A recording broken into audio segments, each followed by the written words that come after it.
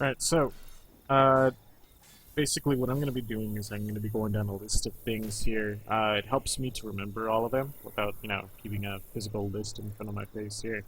So, if at any point you feel comfortable with something and don't want to go over it, just let me know and we can go ahead and skip over it, okay? Alright.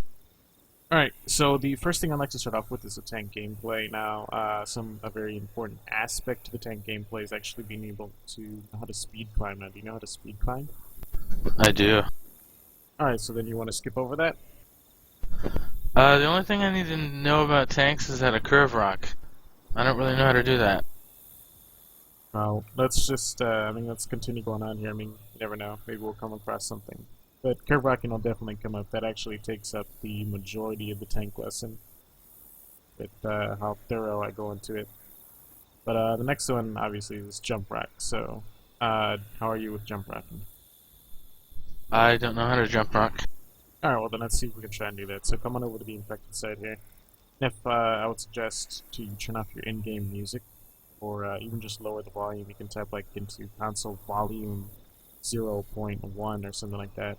Because, the tank's going to be really loud and such, and might be difficult to hear.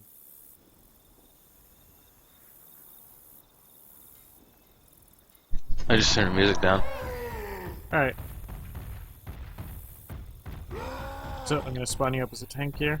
Now, the trick to jump rocking is performing the actions in a sequence, not a combination. So you need to do a sequence of rock and then spacebar.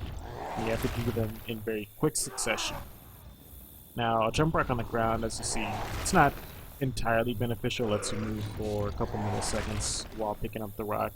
But it is very beneficial when you're using it to come off of rooftops, such as this, where you can pick up a rock while falling.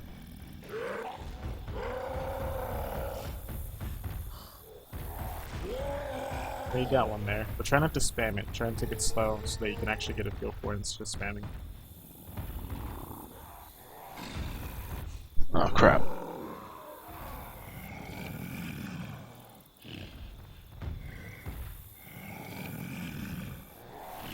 Very nice. There we go. Okay, just tell me when you're ready to move on to the next part.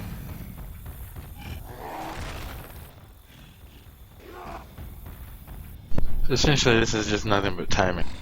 Yeah, it's all about timing. And once you get it down, it kind of becomes second nature, and you'll be like, okay, gotta jump rock, and you just do it. Don't even have to think about it. Alright, what's next?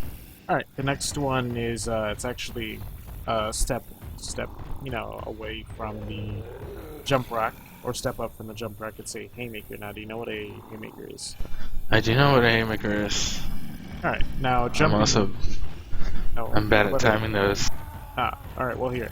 We'll start with the simple part. The simple part is the actual haymaker itself, which is actually a combination and not a sequence. So, in order to do a haymaker, all you gotta do is just press mouse 1 and mouse 2 at the exact same time, and you'll pick up and punch.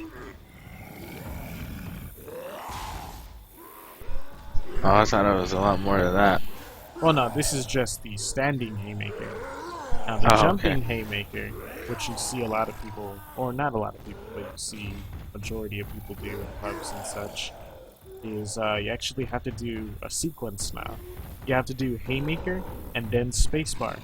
So, similar to like the jump rock where you had to do rock and then spacebar, now you have to do haymaker and spacebar, which is a bit more difficult to time.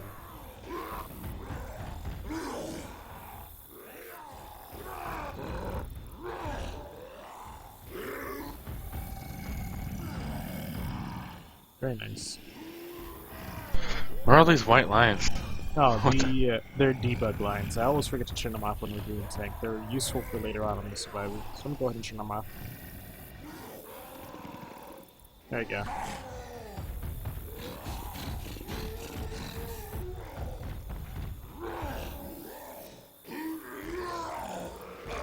Ow.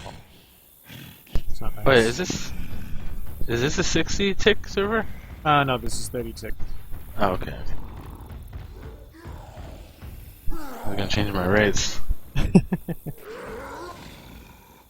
Yeah, I don't think my computer can support 60 tick. Well, I can do standing haymakers just fine, Oh yeah. Now, but it's the jumping one is yeah. time. Now, one thing to note about this is, I mean, while it is a very fancy trick, it is something that you cannot do on Compago servers and servers that have the plugin to disable it. Compago It's servers considered as such- cheap. Well, it's not. No, it's not considered cheating or cheap. It's just too strong, really. I mean, if you've ever cornered a survivor with a haymaker, you know that you can do 72 damage with a single combo, and the survivor can't do anything about it.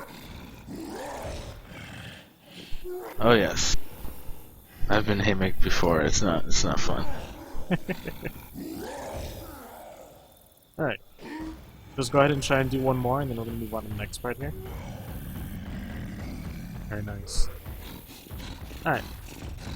Now, just to cover a few things on this, is because I do see a lot of tanks what they'll do is they'll always try and spam this all the time. So, like, for example, a jump rock, I mean, it's very useful and such to use while you're on the ground, but a lot of people like to overuse it. Like, say, for example, if I want to jump around this corner, it might be alright to haymaker, sometimes it won't be. But, for example, if I wanted to, say, corner a survivor over here in this little corner, I'll see a lot of tanks where they'll do this, where the survivor's in the corner, where they'll just jump rock into the corner like this. And this is really a bad idea. I mean, sure, you're going to hit the survivor, but you're giving the survivor time to walk around you and possibly get behind you to the point where if you hit him with the rock and when you punch him, he's going to go flying away. You're much better off if you have a survivor cornered to already just go in and just get the punches and down them instead of trying to be fancy with the rock. And just babysit them. Yeah. And last but not least is just because you're on a higher platform, like you moved up like this, doesn't mean you always have to jump rock. Sometimes it might be a better idea to just jump down and punch the survivor that's right underneath you than to jump down with the jump rock. Alright, so any questions on any of that? Nope. Alright. So, the next thing here is basically hittable control. Now, there's a variety of hittables in this game, obviously. You got cars, you got dumpsters, you got forklifts, but a lot of people don't realize is you also got minor hittables, which are like props. Now, a minor hittable is basically an object that you can move, and it impedes your movement. So, this round table here, this is a minor hittable. Now, this chair here, we can move it, but as you see, it doesn't impede our movement, so it's completely useless. It's just there for looks. Now, these props are all over the maps and such. You got barrels, you got trash bins, you got round tables. Just gotta look for them. And they serve a purpose. They aren't as strong as the bigger hittables that incap someone, but they're still pretty strong if you know how to use them properly. And go ahead and show you here.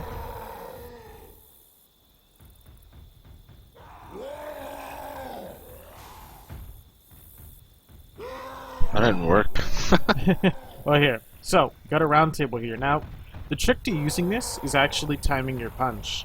You want to arrive at the hittable already finishing your punch so that you never get a slowdown. A lot of tanks will do something like this, where they arrive at the hittable and then do their punch. And as you can see, that gives me a lot of slowdown. You know, time that I could be using to continue my movement.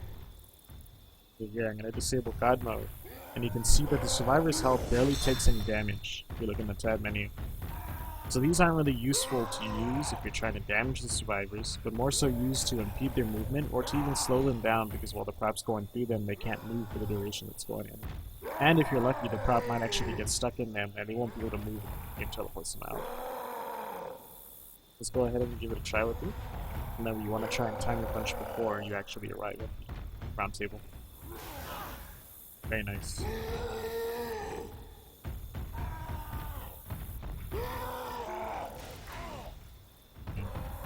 One more. Seem to be pretty good at this. I'm a pretty decent tank. I mean, I'm good at rocking, but I'm not a very aggressive tank. Alright. I usually miss half my punches. Well, we'll see if we can try and fix that here. I'll give you some tips about trying to avoid getting juked and not missing punches, etc. So let's get a car in here now. The one prop that I have the most trouble moving are the dumpsters. Oh, well, They just never go where they can go want, over where I those. want. Yeah, we can go over those if you want. but I usually like to use cars here because they're very basic and they get the job done.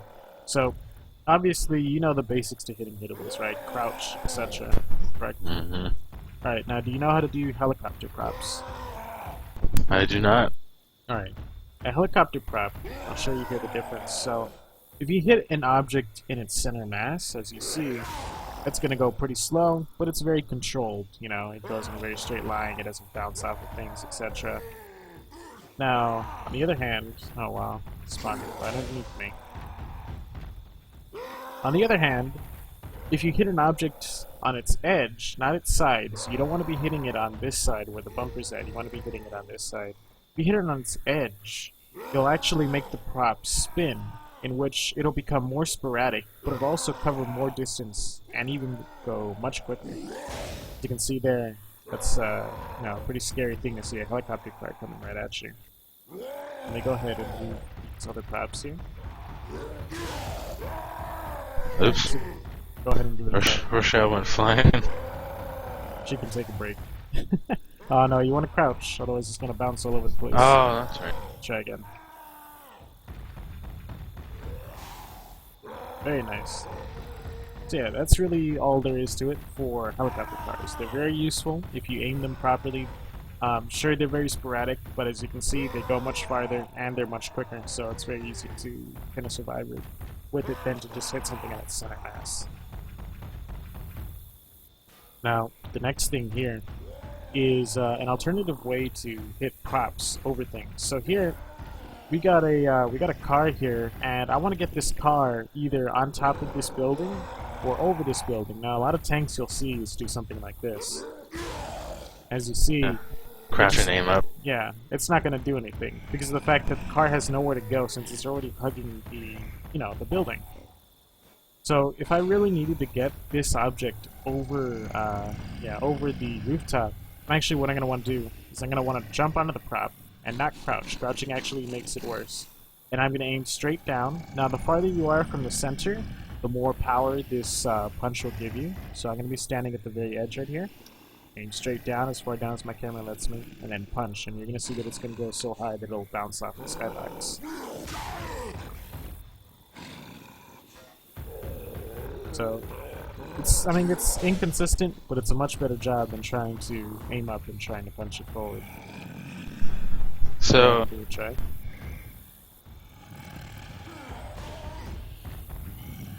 Very nice. You made it over the fence, the invisible fence. Alright, you want to try it again? so if it wasn't hugging this wall, and do you aim down and kind of on an angle to make it go flying? No, you don't have to aim That at might- it though. It's just always straight down. The farther you are from the center, the more distance it'll go. Oh, it's where you are. Okay, at Yep. this angle. Now, even if it isn't like point blank on the, against the building here, hitting it like this is also another, it's a really good way to get it over. As you see here, I spawned it a little bit away from the building, and I think you might be able to get it on top now if you do it properly. Just jump on, aim straight down, and punch. As you see, it goes. Oh wow. Yep. And I go ahead and do one for you so you can spawn it properly. Alright, looks like we hit. Very nice. Look at that. Those survivors won't know what hit them. The physics in this game. Very bizarre. Alright. Oh, you're gonna love this physics right here. Have you ever heard of back punching props? Back punching, no. Alright, let me show you here. Now, in a normal scenario, go get ahead. Get Rochelle back there. In a normal scenario, these survivors are chasing me over to this car. Most tanks, what they're going to do is they're going to get onto the other side of this car, crouch and aim, etc. And this takes time. During that time, Yeah. it gives the survivors chances to go hide, like, say, behind this bench or behind the tree, etc. Now, you can completely avoid this if you do what I call the back punch. I don't know if there's an official name for it, but I call it back punching because you're punching with your back pretty much. Basically what you're doing is you're aiming at the prop, And then once you mouse 1, so you mouse 1 and then you quickly turn away before your punch animation ends, and you aim at the target. And if you want, you could even hold the S key to push yourself into the prop as you finish in your punch. Let me show you here what it looks like.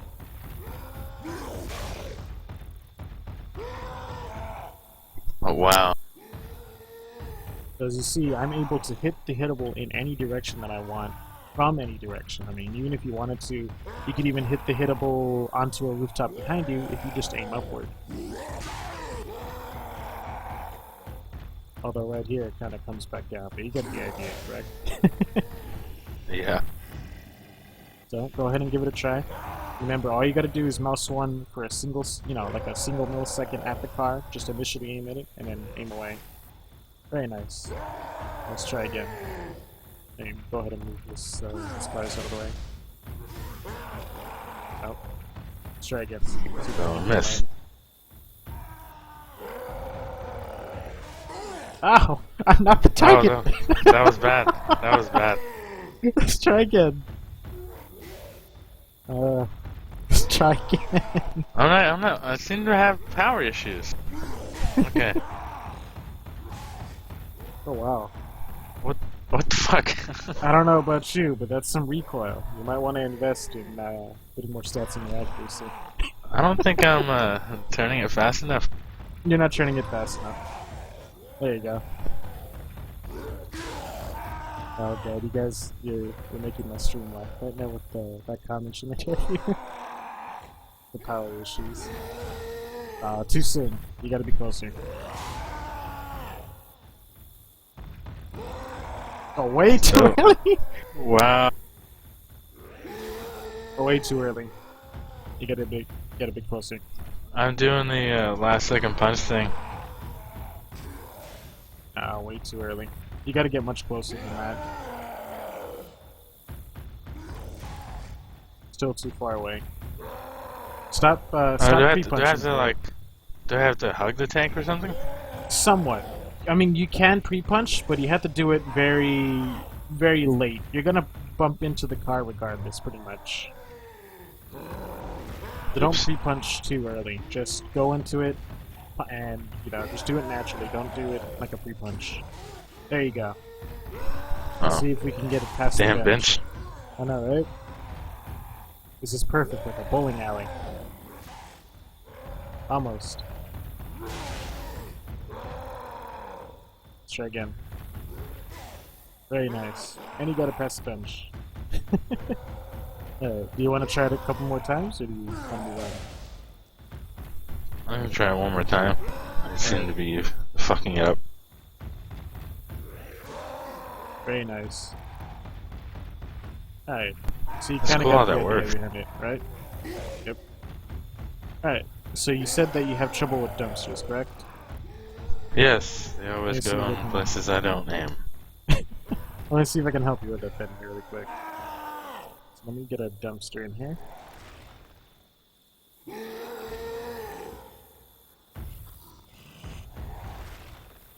Alright, so here's the dumpster. Now, the trick with dumpsters is obviously you have to crouch. I mean, I've never hit a dumpster without crouching, otherwise it just bounces all over the place like it does right here and goes right over Coach's bald head. So, obviously, crouch and just, I want to say hit the center mass, but you can also do a helicopter prop on this too. A little bit more sporadic. You can see, but it goes in a much straighter line, as you saw, correct? Mm-hmm. Alright, so go ahead and give it a try. Oh yeah, that's a lot more control when you crouch. I always hit it when standing up. Very nice. Oh yeah, that's a lot better. Yeah, alright, do one more try. There you go. Very nice. So, you want to give it a one more try, or you want to move on? Let's move on. Alright. So, any questions about, any particular hittables before we get on to the next step?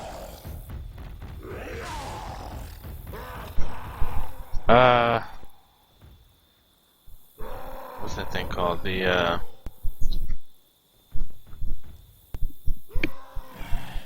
I forgot what it's called. The thing that you lift pallets Forklift? with? No, that's a fork. Well, the hand Oh, pump the hand forklift. truck. You mean the hand truck? Like, let Yeah. me see. Let me show you. If this is it. I think I know what you're talking about.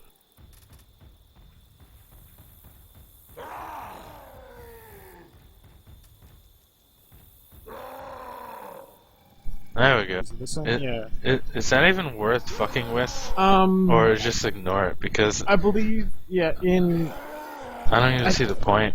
I think it, here's my thing on it. I've never seen it fully incapacitate anyone. I believe it's treated like a smaller prop, and it will never fully incapacitate someone with a single hit. Not only that, but I don't think anyone has ever found a way to actually control this. I myself, I spent a while with it. Yeah, the best thing I could say is just crouch and aim slightly higher, and I Well, don't that know. did not work. Yeah, it's just not gonna. It's just not gonna work. It's just too. I don't know how to explain it. I think it's because the hitbox is so low, and you can't crouch low enough to actually get on that level. But yeah, I mean, just avoid it. You're much better off, because usually if there's one of these around, there's usually a forklift. You're much better off playing with the forklift. Alright. The next part here is cleaving. Now, do you know what cleaving is for the tank? I don't know what that is. Basically, it's If where you- you hit multiple survivors, but you're doing it in a full 180 degrees. Let me set up the survivors here to show you. Tank, run! No, don't run. Shoot!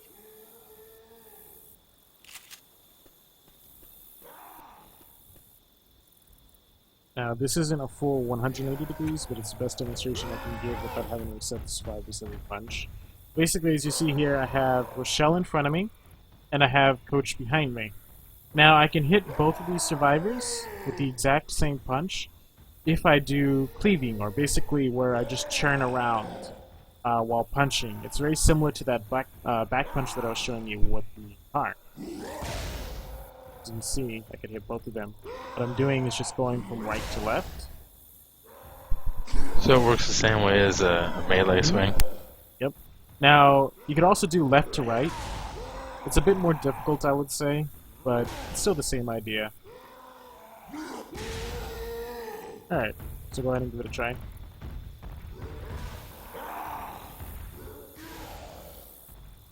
I'll try not to move, just stay still.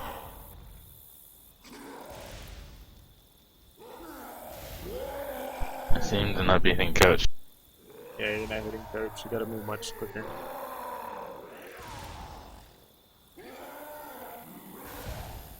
Actually, move back a bit. I think the vending machine is blocking your punch.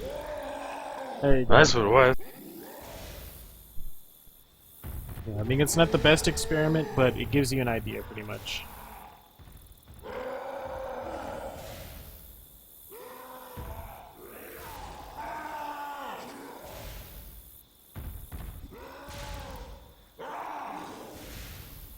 Very nice. Alright, and just tell me when you're ready to move on to the next part. I can't seem to do it left and right, but right to left is fine. Alright.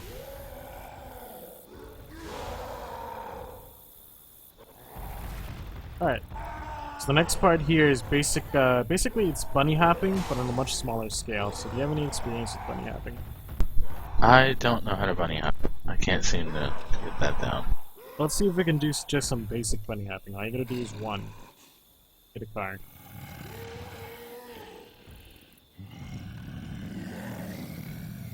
Oh wow. Like, you're standing in my spot. I gotta spot in the car there. Oh, There we go. So, I'm sure you've noticed by now, when you're playing as the tank, if the survivors want to get away from me, they usually jump over a counter, or over something that the tank has to jump over, correct? mm-hmm. So as you see here, if I jump on this prop, I get slowed down. Now, Oh yeah. this works on Confoggle. This works on Confoggle. You won't gain any speed, but you also won't lose any speed. All you gotta do is do a bunny hop. So basically, time your spacebar at the correct moment, and you'll jump over the prop without actually ever getting slowed down. So let me see if we can show it to you here. There you go, no slowdown. So go ahead and give it a try. If you want, you can hold a crouch. You don't have to do any kind of swaying. All you're doing is just holding W. Yeah, you have to And- press space Yeah, on the that's it. car too. Yeah, you have to press spacebar on the car. There's no swaying, there's nothing else, it's just W and spacebar. If you want, you can hold Oh. crouch, entirely up to you.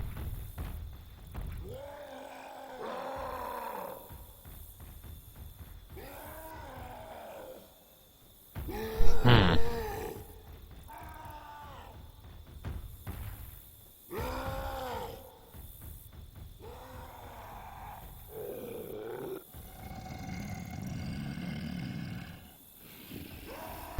I seem to be having issues.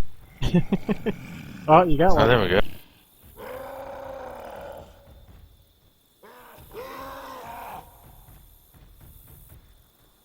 Very nice. I keep jumping too early, that's the thing.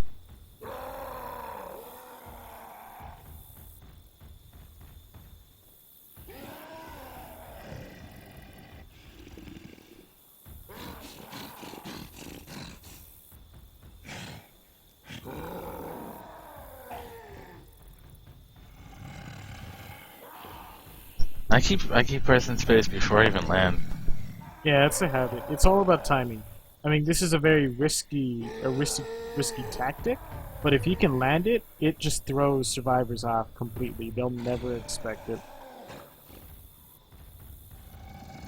I've actually, what inspired me to learn about this tactic and try and, master it and try and teaching it to others is, are you familiar with the parish pool room? Parish map pool Oh, pool yeah. room. Yep, those pool People tables. do that all the time. I fucking pool. hate those pool tables. And with this as the tank, I was able to, I actually secured a wipe, I think a year ago or so.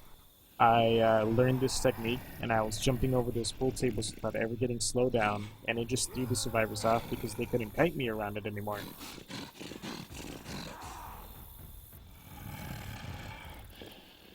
Very nice. I'm just thinking, someone who doesn't know this, it's pretty devastating. Unless they have really good support.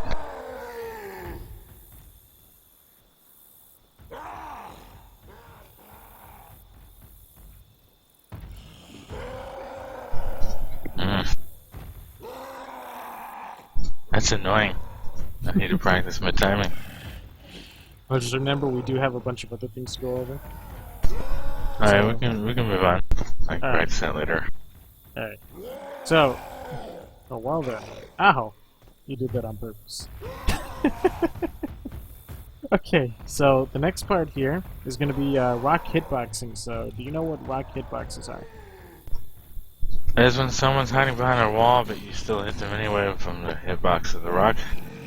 Somewhat, yeah. It's not because they're behind a wall, it's just simply because the hitbox of the rock or the survivor is just really big with registration.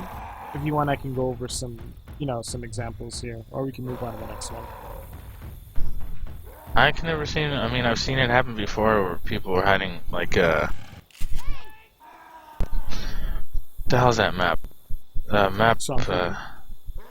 No Mercy. By the gas station. Sometimes tanks will go up on that roof, and survivors will hide behind that overturned semi, and they still get hit with rocks. I was like, what the fuck? There's those hitbox rocks. I don't know how you do it, but it's pretty Well, cool. here, I'll show you how. So come on down here really quick. Now, hitbox rock, I mean, there's no real, combination trick to it. It's just all about aiming. So what I want you to do is I want you to stand right here. I want you to watch where the rocks are landing. So I'm going to hitbox these survivors. The trick is to not aim at the survivors. You want to aim slightly away from the survivors. So just watch where the rocks are landing, but still registering. Oops, forgot to disable that mode. What? But you suck, correct? It's not even hitting them. I know, right? This is If hitboxing. I was Alice, I'd be like, that's bullshit. Yep. But this is hitboxing. It's basically hitting the air right next to the survivors. Right? So you ready to give it a try? See if I can get Rochelle. So remember, you're not aiming at them, you're aiming for the air right next to them. Very nice.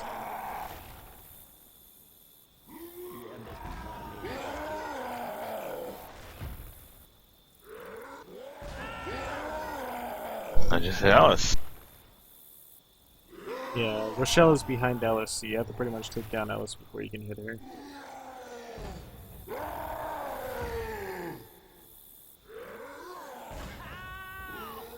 Alice is getting in the way. Can you kill him or something? Alright. There you go. You're dead now.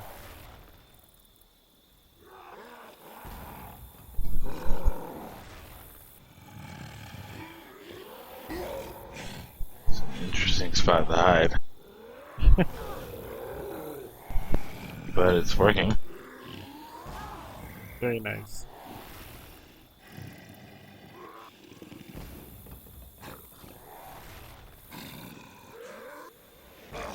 Ow. I seem to have hit you. I think I'm not a survivor. Ow. I hit you again. What the hell? She's much farther in, so you have to kind of angle it for... There you go. Very nice. Alright, so I gotta add Ellis back in here now. Did you kick him? Yeah.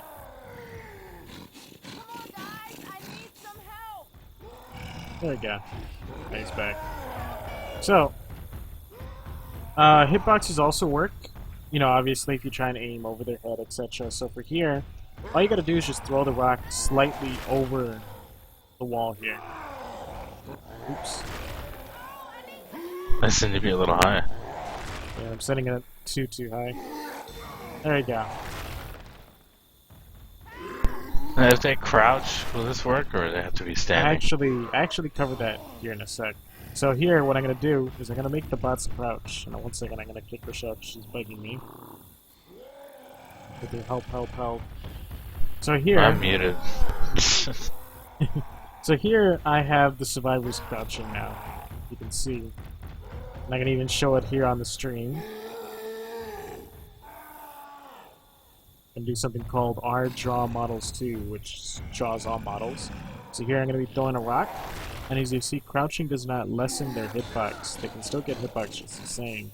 So my rule of thumb is if you can get hitbox while standing, you can get hitbox while crouching.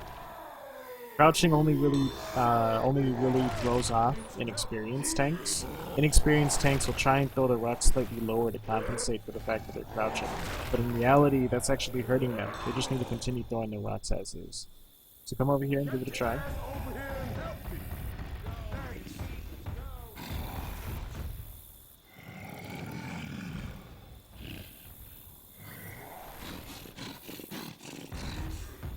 Way too high.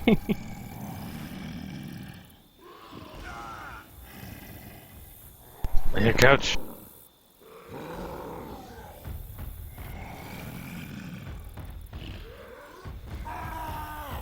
Now let's try and get one more, and then we're gonna move on to your favorite part. Very nice. It's weird how I'm hitting coach. Even if you're in cap, your hitbox is still... Oh yeah, if you're in capped, your hitbox is even bigger. You could actually block a rock with somebody who's in capped, which I'll show you here really quick. There we go, I hit Nick.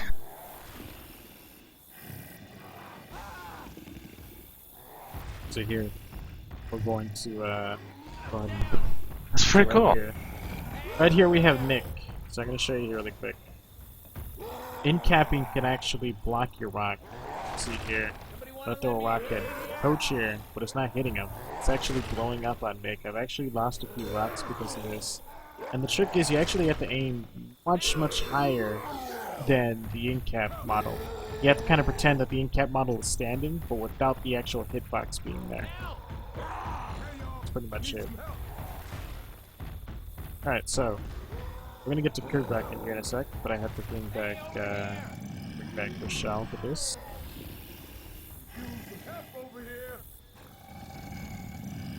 Can't do this on my own. Give me some help.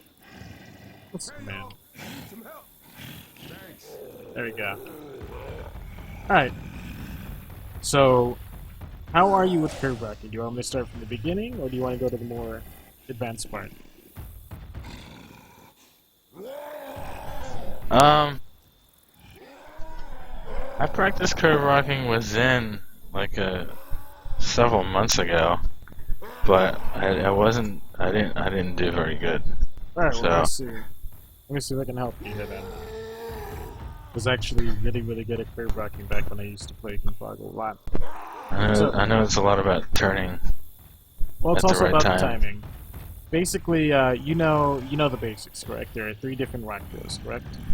Right. And each rock throw has its own pickup animation. It also has its own throwing animation and timing. The best way I can describe it is if you watch my tank here, you notice how with each rock he pulls back and then throws forward. He basically has to pull back so that he can get forward throwing momentum. And when he's getting that forward throwing momentum, that's when you want to throw the start churning the rock. You see here, I curve right when he is starting to get that forward momentum. So right here, pull back, curve. Pull back, curve. Alright, so we're going to go on top of here. Now this is the easiest of curve rocking. It's curving rocks downward. So go ahead and come on up. Now for this, you're going to try and just get the timing of the curve rocks first. This is why it's really easy. And all you're really doing is you're just curving straight down, as far down as your camera lets you, right when you need to curve the rock. Staying all the way straight down. And 200 rocks that's in cool. your hand. All you have to do is you have to lip it over the edge. So remember, with 200 rocks you can't just aim straight down, you have to lip it over the edge.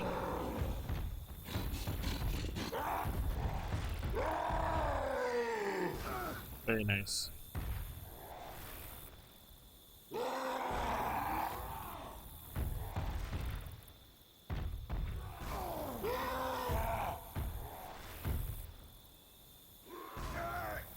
Well, just tell me when you're ready to move on to the next part of the curve rocking.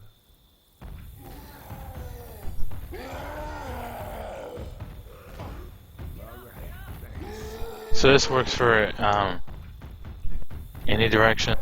Like if I Yes. could stand over here. Yes, but the timing is different. This is why I said this is like the beginning part, because it's much easier to time this than to time it from going left to right or right to left. It's just to give you an idea of when you actually have to curve the rocks. So, let's move on to the more, the Advanced. classic scenario. No, we haven't got to the advanced stuff yet. When we get to the haven't- advanced okay. stuff, when we get to the advanced stuff, you're gonna be like, can we please go back to the beginning stuff, please? Alright. So here, the timing is now a bit different. Now, for the one-handed rock, you can really curve this pretty damn early. The two-handed rock isn't very ideal to curve rocks around, but it's still, you can still do it, but I really don't recommend it. I've done it a few times with the two-handed rock, and I still say it's the hardest rock to actually curve, and I've actually curved it around structures, to the point where I hit someone that was standing right here, because I threw the rock. The hitbox. Yeah, I threw the rock and it skid all the way around here, because I can see the debug lines, and I saw it travel along the building. And it was fucking hard. It took me at least 19 practice throws. So, one-handed rocks and underhand rocks are going to be your ideal rock. So, one-handed rocks you can do pretty early. Underhand rocks, on the other hand, here's the thing with underhand rocks, when you're curving like this, is you can either do one of two methods. The underhand rocks, you could either try and curve it at the very last second before he throws, so you have to really wait to pretty much the last second. Or, you can do what a lot of people do, is you aim away at the target and then throw it at them. So as you see here, I'm aiming at the restrooms and then aiming at them. It's not entirely necessary, but it's much easier to aim at the restrooms and then throw it at them when you're using an underhand rock. If you don't want to do that, then you just have to aim at the last second then. You go ahead and Like, how close? to the target. Can you be touching this building, or you have to be off a little? You can be literally hugging it if you want. And I consider curve rocking. Curve rocking is essentially when you have no vision on the survivors. So if you're growling and such, then you have vision. Otherwise, you're good.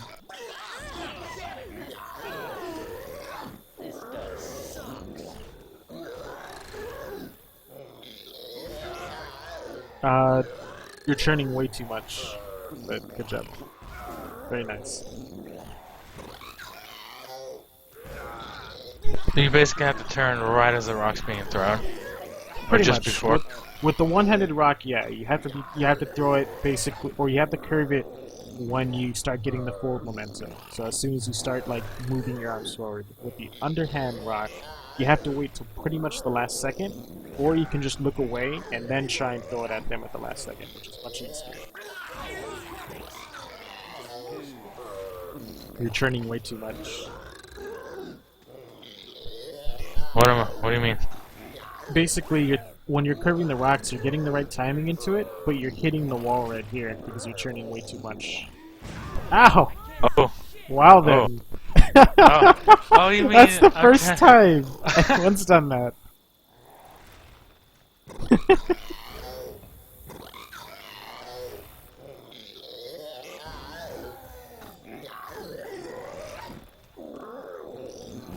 Very nice. There you go, much better. Much better. Ah. Don't worry about the unit rocks. I used to cover those, but I figured it was not worth the hassle. They're just way too difficult to curve. What did that rock just hit? You were aimed too far. It actually blew up right here, where I'm standing on the wall. What?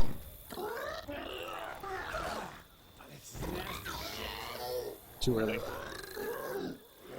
Very nice.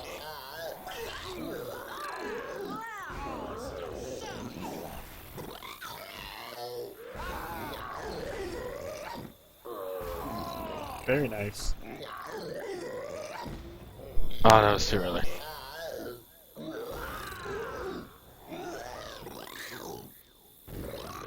Oh, wow. Just tell me when you're ready to move on to the advanced part. Just remember, once you go there, there's no coming back. Go to the what part?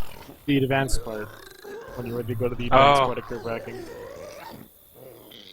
But it's a one-way street, so once we go there, we're doing it until you either want to move on, or... Nah, you master it.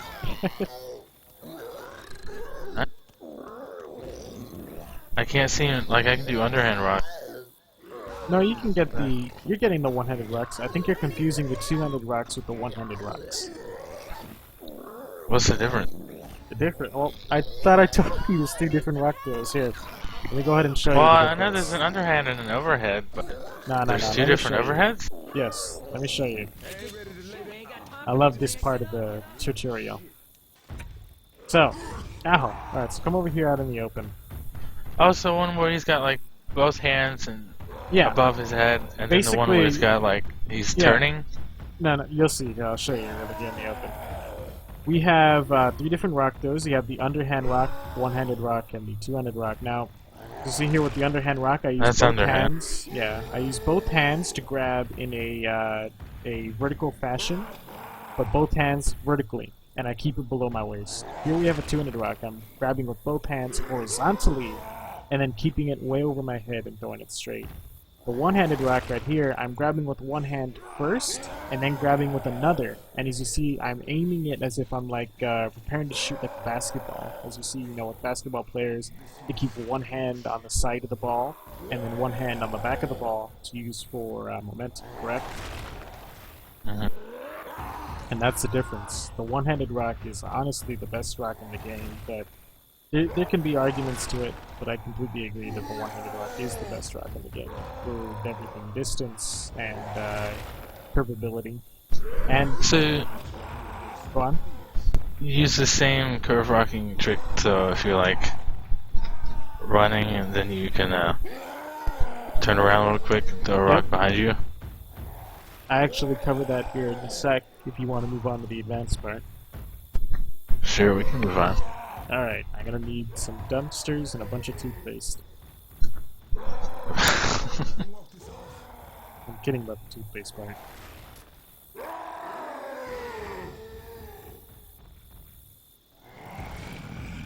Alright, so, get these in place.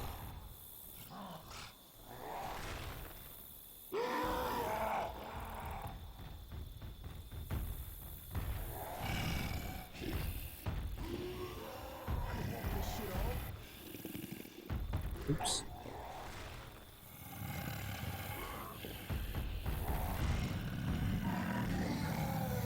Alright, so here we got a nice wall of dumpsters here. So, what I'm going to be going over here is actually how to curve one-handed rocks and underhand rocks over dumpsters. Or basically chest-high props. So, as you see here, if I pick up an underhand rock or even a one-handed rock, it won't go over the dumpster. The two-handed rock, on the other hand, well, that's a two-handed rock. The two-handed rock, on the other hand, can easily go over these dumpsters because the two-handed rock will be used above the tank's head point, whereas the one-handed rock leaves the tank's body at its chest, and the underhand rock leaves the tank's body, from its feet or its waist. So, if I wanted to get a one-handed rock or an underhand rock over these dumpsters here, what I'm going to want to do is I'm going to want to aim away from the target and then aim back at them. You see here, aiming away and then aiming at them.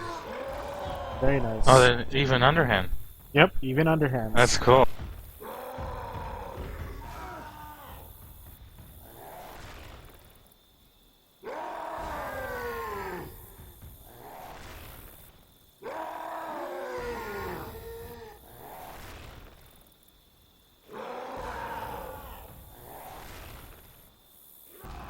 Too low. Oh.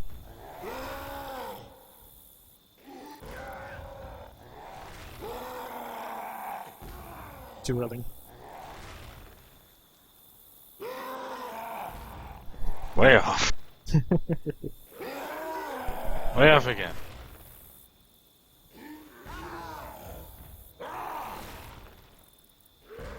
Oh, almost. Just a little higher. There you go. Ah, close.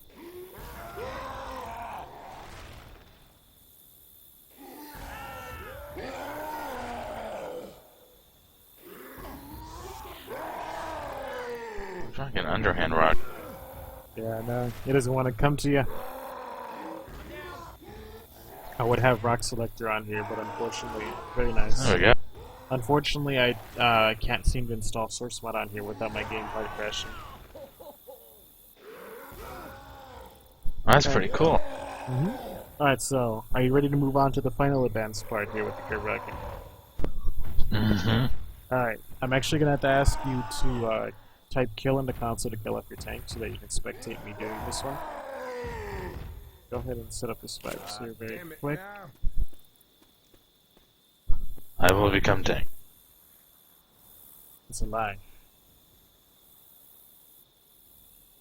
Alright, so here. Now, I've shown you curving rocks downward. I've showed you curving rocks left and right. But I haven't shown you how to curve rocks inward underneath you. See here, I'm going to curve a rock from right here and hit Coach and the other survivors underneath. Now, this can only be done with the underhand rock and the one-handed rock. The two-handed rock is not capable of doing this. So, the tricks to this is the closer you are to the edge, the better. It'll be easier. And last but not least is you never at any point want to look straight down. So if I do something like you do something like this, where you see I'm looking straight down, then it won't work. You have to do like a crescent shape around your tank and pretty much aim past the survivors. I'll go ahead and show you here. So, tell me when you're spectating me in first person. I am. Alright, let's go ahead and give this a try.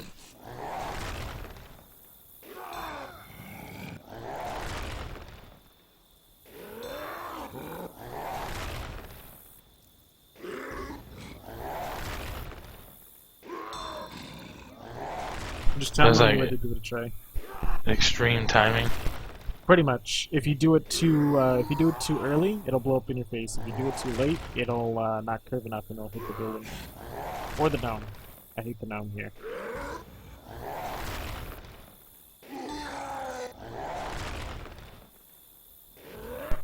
So, because when you're throwing it, it looks like there's no way in hell that's gonna hit. Exactly. I actually discovered this by accident. I was in the middle of a cold stream bug, and are you aware of the tunnel right outside of map 2? Yep, I got a tank on that map there, and I figured, you know what? they're not going to come out, and our attack can't hit. I got 200% rage. I'm just going to try and curve a rock underneath here, and lo and behold, I actually curve a rock underneath me. I hit one of them.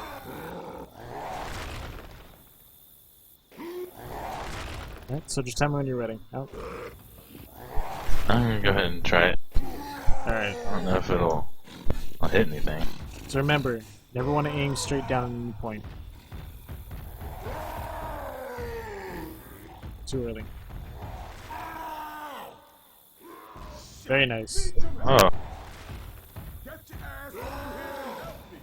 You said 200 rocks not possible? Yeah, 200 rep is not possible. The most you can do is maybe land a 200 rep right here, but coach is too far away for that.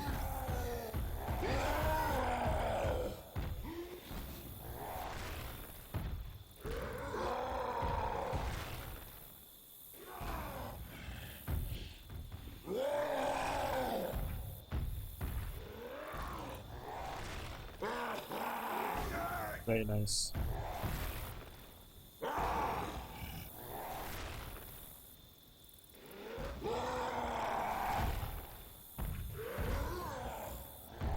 What am I hitting? You're getting them underneath, but you're landing the rocks right here, where I'm at.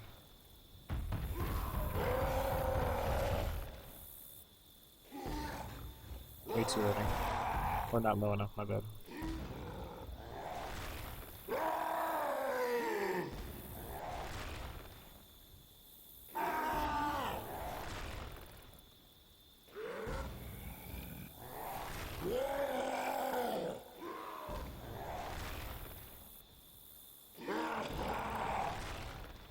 What the hell? I know, right? Oh, it was way too early.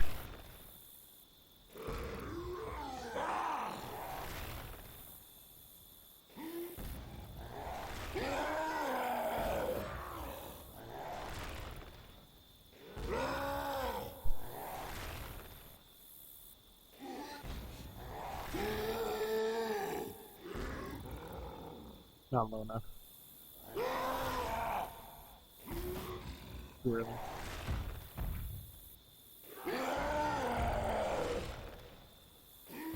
Very nice.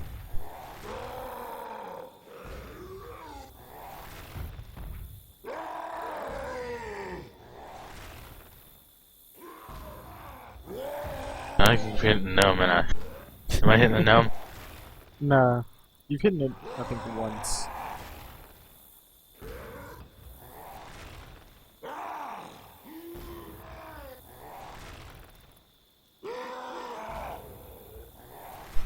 I don't think I'm doing it right.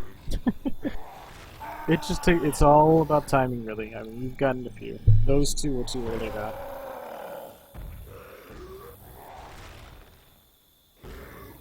Way too early.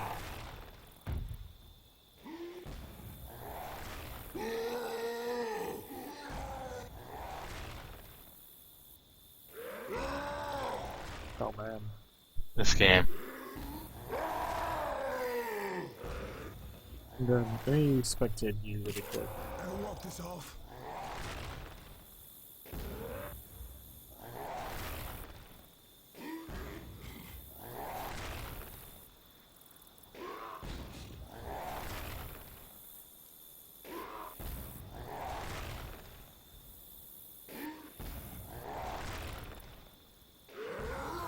Very nice. Well, that worked.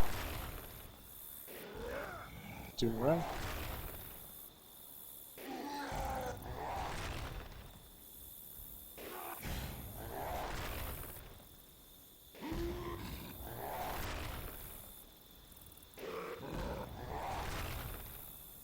I think I'm doing it too early. Oh no, those are the 200 rocks. Very nice. Alright, just tell me when you're ready to move on. That's awesome. Alright, what's next? Alright, actually that is the end of the tank lesson there. I mean, if you have any questions that wasn't covered for the tank, go ahead and ask them here and I can try and cover them. And you mentioned earlier you had trouble finding punches, correct? Yeah. Alright, let me see if I can try now. I don't think it's not so much juking, it's just lack of reg or something. Or maybe it is juking. I don't know. They don't seem to hit. This shit ain't pretty. Let's go ahead and help you with that. So first, let's start off with hello there. Not Oh. ready yet. I seem to hit you now. Oh, yeah. Alright, so first thing I want to show you here is actually a nice little trick that a lot of people don't know about, is jumping while you're getting punched. It helps you to get away from the tanks. Let me turn on bad mode here real quick. That can be deadly though, depending on the situation. Yeah, obviously, you know, a lot of people say don't jump, but it actually is very useful. So see right here, let's do a little experiment. So what I want you to do right here is just stop jumping. Alright. So just regular punch me, so you can see how far I go. Alright. Now I'm gonna try jumping this time. So go ahead and do it. I didn't time it right. Alright, let's try again. Alright, and you see how much farther I went. Oh wow. Yep. Yeah. So basically, if you know you're about to get punched and you know you're not going to get away, just jump. Jumping will pretty much save your life. You see here, it goes really, really far away. It's a huge distance between you and the tank. Alright. Last but not least, Ammo here. is actually trying to only punch when you know the survivor doesn't have any ammunition in his gun. You know, if he's reloading, etc. Always try and keep an idea of how many bullets they have. So yeah, I'm gonna show you really quick. Crazy sons of bitches. So here we have an Uzi. A lot of survivors will try and do something like this. Well, they'll run at you, and then when you try and punch, they'll start shooting you for slowdown. Obviously getting you to juke their punch. And then after that, they just start going around you. So let's go ahead and try a scenario here, really quick. I'm gonna come at you, and they'll see if you can land some punches.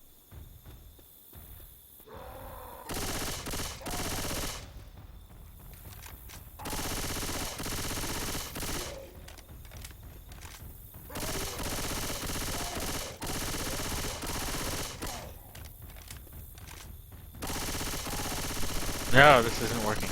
No! Stop moving. It's because I'm juking you.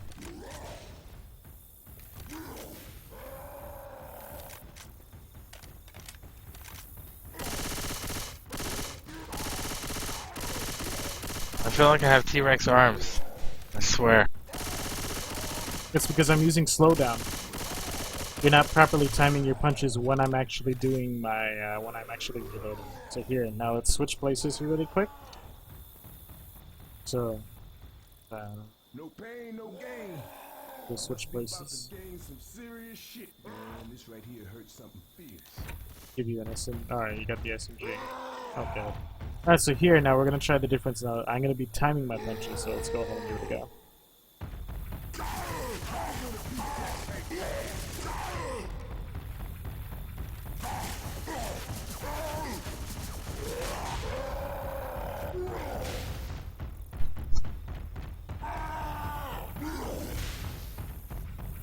Oh my god, it seems like you're hitting me from so far away.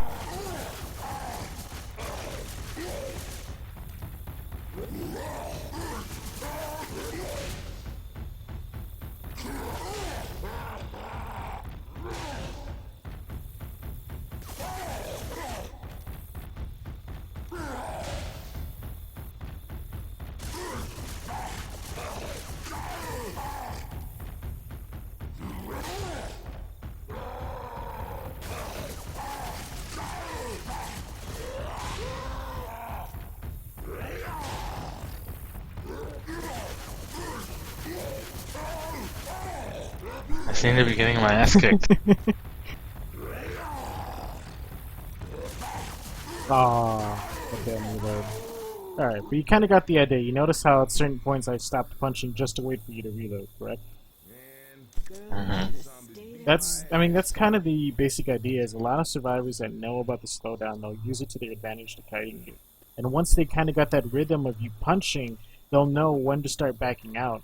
A good idea as a tank is sometimes to actually wait an extra half second before you punch, so it throws off their rhythm and they come in or they pull out too early or too late. So, go ahead and give us So, some- the tank slows down when you punch, and you slow down even further when you're being shot, so... Yes, You and just it wait? stacks. Yeah, it stacks Okay. too. And believe it or not, see, this is what I actually tell a lot of people that don't realize this, is slowdown affects the tank from any direction. And a lot of people don't realize this. So here, and go ahead and or so we're not spun you up as a tank. This hurts. So you see here, I want you to run away from me really quick, and you'll see that I'm able to slow you down. No, face away from me. Face away. As you see, I'm slowing you down even though I'm behind you, correct? So yeah, a good rule of thumb is if you see a tank that is chasing another survivor, is to actually have your team try and stay as close as possible to the tank so that they're all providing slowdown at all times. Although this doesn't mean don't hug the tank. You know, if you hug the tank, you're gonna he's gonna turn around and punch you in the face. You just need to be close enough to provide proper slowdown so that he can't move. I mean, I don't know about you, but if you know, whenever I have 3 Uzis on me, I can't move as the tank. I'm not gonna catch anyone. Some grim shit. But a lot of people, what they do is they'll like see a tank and they'll be like, "Oh shit, tank, tank," and they fucking run away like this. And it's like, what are you fucking doing? You're doing no damage to the tank at that distance, and you're providing no slowdown for your team. So let's go ahead and give this another round here now. We're gonna try the juking again, and just try and time your punches. All right. All right. So let's go. All right.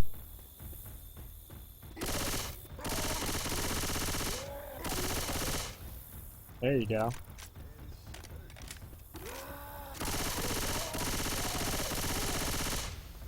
Very nice.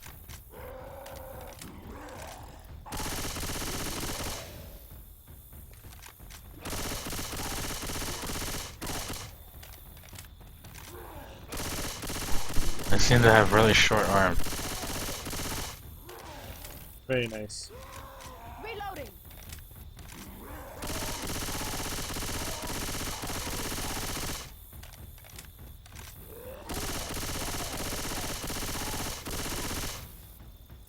And one more. There you go. Alright. So, this next part here, actually, I noticed something that you're doing that actually will hurt you as the tank. Is... Alright, so here, type this into console really I quick. dare you. So if you type that into console, you're going to get something in the top left that comes up, and one of those things is going to be an integer that says VEL, which stands for velocity.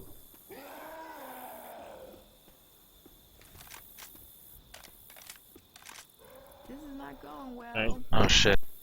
What's up? Hold on. Alright.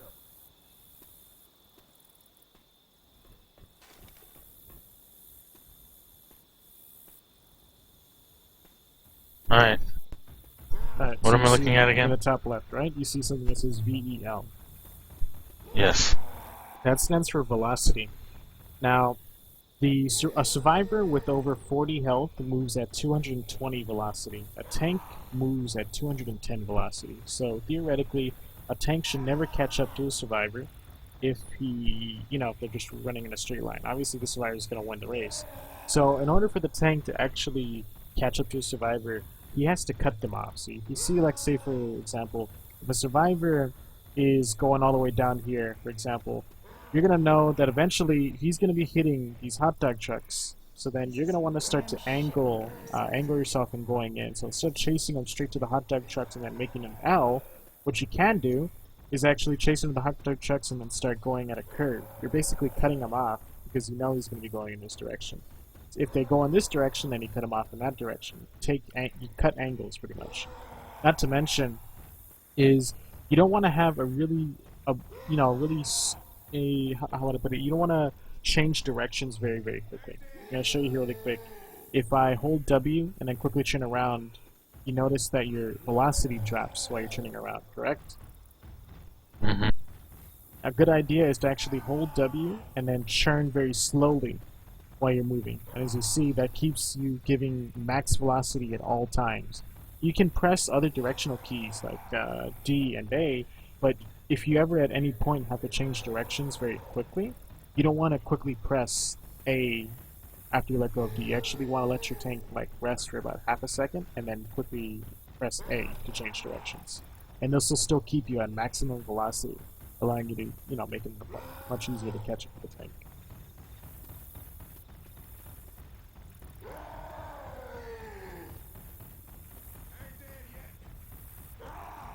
Very nice. Alright. You kind of got the idea behind it, correct? Pills for me. Mm-hmm. Alright. So any questions there with trying to catch up with survivors as the tank?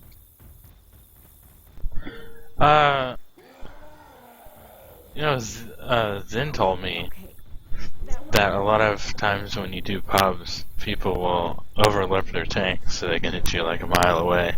Mm-hmm. And he's like, you just go up in their face and then they'll never hit you. Is that true? This is somewhat true in a sense, because you don't want to go in their face, you actually want to hug the tank and work around them, because they're getting 500 milliseconds delay, meaning that if you manage to actually get in their face, you're going to be going through them when you're trying to go around them, so they're going to miss their punches because you're basically teleporting through them, etc. Still, I wouldn't recommend it. If somebody's really overlooking their tank in public games, I would just say just stay as far fuck away as you can. And plus, in pubs, they usually have things like sniper rifles and AKs anyways, which are great weapons to use at long range, and still do a large amount of damage at long range. Alright. So any more questions? I don't seem to have any. Gotta be kidding Alright. me. So then we'll move on to the next special infected.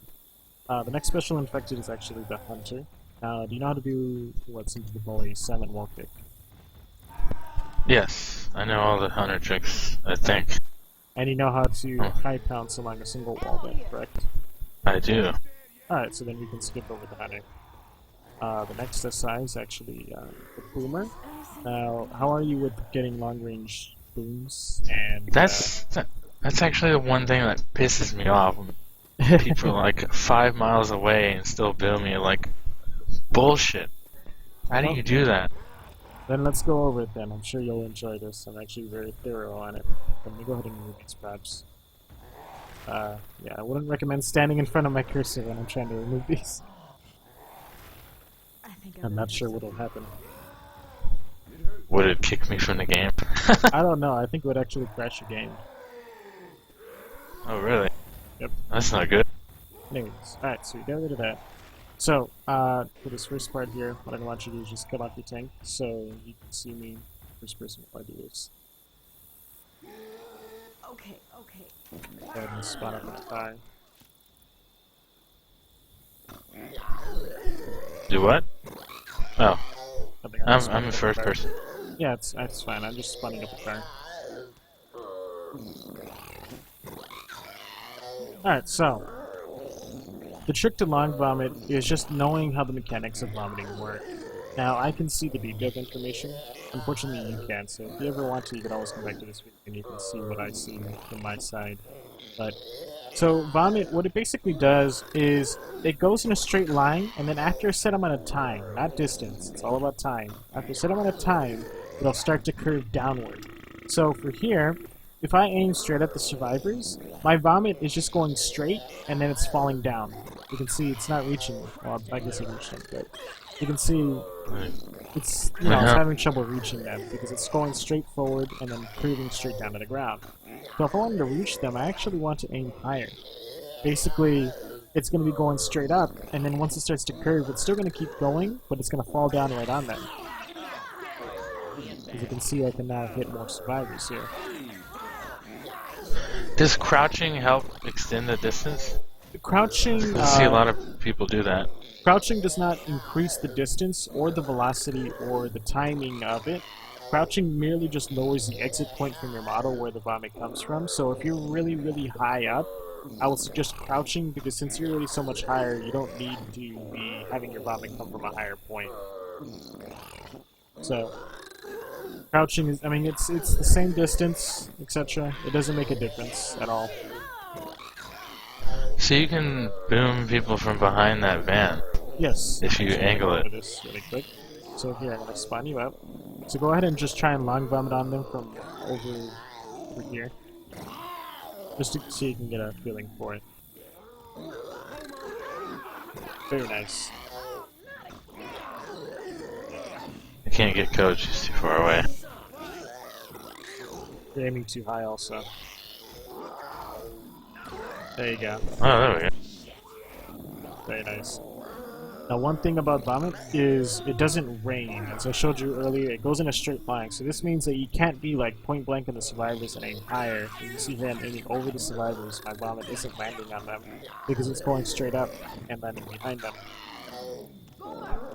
That's kind of bullshit. It's vomit. It should rain. I know, right? Anyway, so now we're gonna get on to this part with the van. Now, basically, what I can tell you is the best way I can describe it is you have to pretend the wall or the prop is there, or I mean, you have to pretend that the prop in the wall isn't there, but it actually is there. So basically, let's pretend that this van isn't here, and I wanted to long vomit on them. Where would you stand to try and land the vomit on them? I mean, probably right here. Alright, give it a try. Too high, by the way. You don't have to aim that high. Alright. See, you can barely reach them. So, I mean, I would step back just a little bit, but you got the idea. Alright. Like, So I was kind of sort of aimed at the van. Yeah, don't aim at the van. Aim slightly over the roof of it. There you go. So now, I'm going to move the van here really quick. Alright, and now where would you stand? Probably a little closer, because they're further away. Mm-hmm. There we go. That's all there is to it, is you gotta pretend that the prop isn't there, even though it actually is there. You just gotta distance yourself properly. And believe it or not, it's actually because, alright, so are you familiar with Parish Map 2? Right out the safe room, there's like a van across from the safe room, correct? Yes. A lot of boomers like to spawn behind there and vomit over. Now, the thing with this, the trick with this is actually, I tell a lot of people, is you actually want to hug the van if you want to avoid getting boomed. So as I showed you earlier, it doesn't rain, correct? It goes in a straight line and then lands on a certain spot. So, what this means is if I, you know, in that boomer spot, the boomer can only move so far back and forth. And usually what they do is they'll stand like this, and obviously if they vomit over, they're going to get you if you're standing on the safe room. But if you know that a boomer is going to spawn there or you expect it, if you run and hug the van, how is the boomer standing right here going to hit you, you know? That's the whole thing behind it. So this we're going to work the survivor really, really quick. Well, you know, like, if you aim further up, shouldn't it have a smaller arc in coming down? Yes and no. Vomit only exists for a certain amount of time, not distance. It can only exist for a certain amount of time. So see right here, I can't just aim straight up and eventually get coach. Logically, it should, but the vomit is only is going up here, and then it starts to arc right here, and it disappears as you see where I'm floating. Really? Yes, it only travels for a certain amount of time. Now I emphasize time because of the fact that, let me show you here on a larger scale, so I'm going to bring myself over here. I emphasize time because it's all about just time. It's not actual distance. As you can see right here, look at the distance between me and the survivors. I can still vomit on them from here. And as you can see, it's a huge distance between where I vomited on and where they got hit. And the reason being is that when you're much, much higher up, your vomit gains velocity from the gravity, meaning that it travels faster. So that means it covers more distance during the time that it's still active. So you get the idea behind that? Mm-hmm. Alright. Now let's do one more vomit here. Right here. Alright, so I made us a very ghetto staircase to the top, so you don't have a no clip.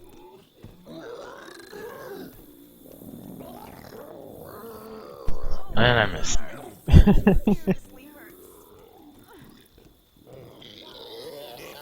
So here, there's another spot here. There's a really good example of how to use the boomer.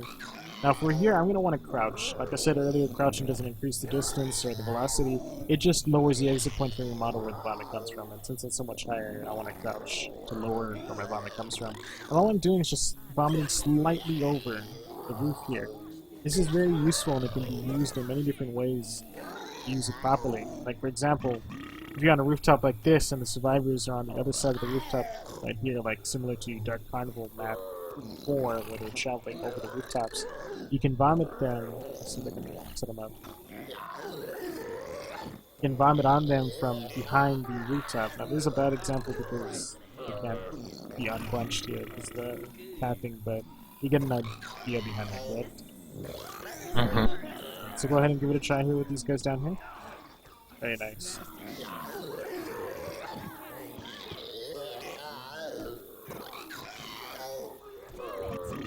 So any questions with the boomer? No. Oh, wait. So then let's move on to the next special infected, which is the Charger. The Charger. Do you know how to avoid stumbling at point blank range without backing up? No. Alright, so let's go over that then. Let's kill off our boomers.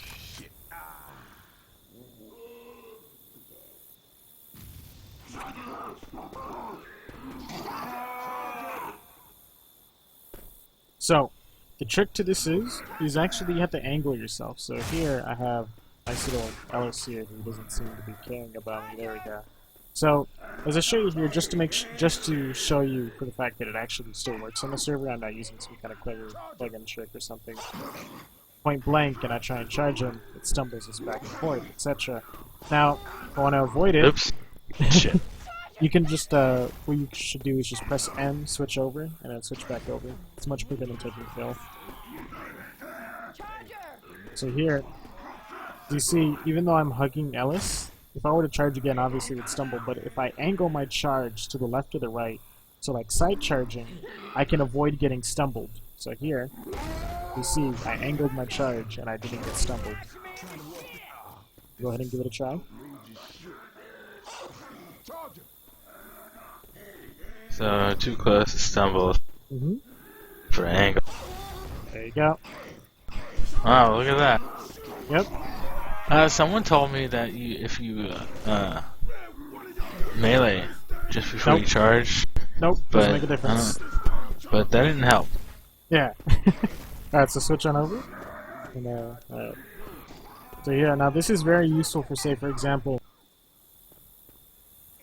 So here we have Ellis, who's guarding the doorway. Actually, when I'm playing as Survivor, if I see a charger coming at me and I need to guard a specific point, like this doorway, because my teammates are being picked up, I actually throw myself at the charger because it actually causes a lot of stumbles. Let's see, for here an example, let's say this guy is trying to do the same thing, but if you angle your charge, he can't do it, and you'll still grab him. Let me go ahead and get him in the same spot again. Actually, gotta wipe everyone away. Get him back in the spot.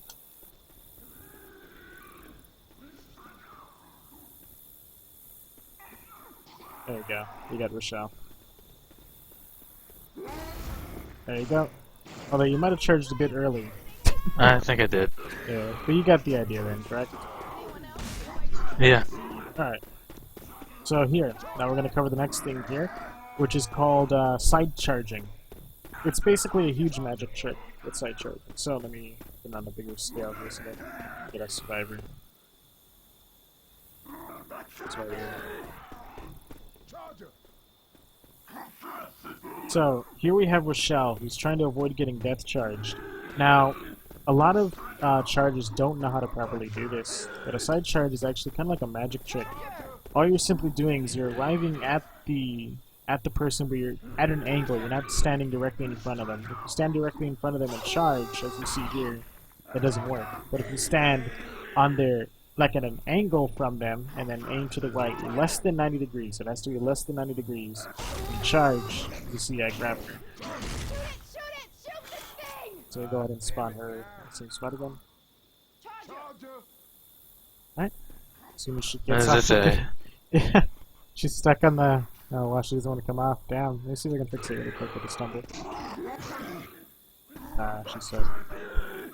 Interesting. Yeah. Did you know? Let me just grab her. Oh, here, stumble me? Just strikes the wall. There you go. Uh-oh. The bot's What going the fuck? The bot's going haywire. They do that sometimes. Alright, so there you go. You got Coach. Give it a try. Very nice. Now here we're gonna go to a very iconic spot. As soon as you kill off your charger, I'll spawn us up over there. So you're familiar with this spot? Yes, yes. Alright then. I'm gonna hit the tank real quick. Okay. So here, we have the very iconic, or iconic camping spot. Let's see. Oh wow, coach's stuff there again. Let's fix that. Wish there was a way I could free myself. Can you summon me? Thank you. Where'd he go? Oh, alright. Alright, so let's try this again. I think it's stuck again. God damn it. It's gotten worse. Alright. Yeah, they give me trouble here. Here, I'll just Oh, stumble him into place. There. Alright? There we go. Stumbled him into place. Alright, so yeah, this is... Oh god, the bots are bugging out on me again. They're just looking to kill me. There we go. So, here, this is a very usual spot. Now, this is much difficult in a real scenario, but this is just to give you the idea behind it so that you can do it properly.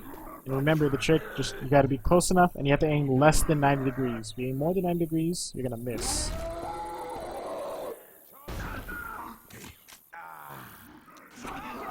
Can you go ahead and get you another survivor? There you go. Oh, fuck. Almost. Alright, let's try this again. Uh-oh. Oh no!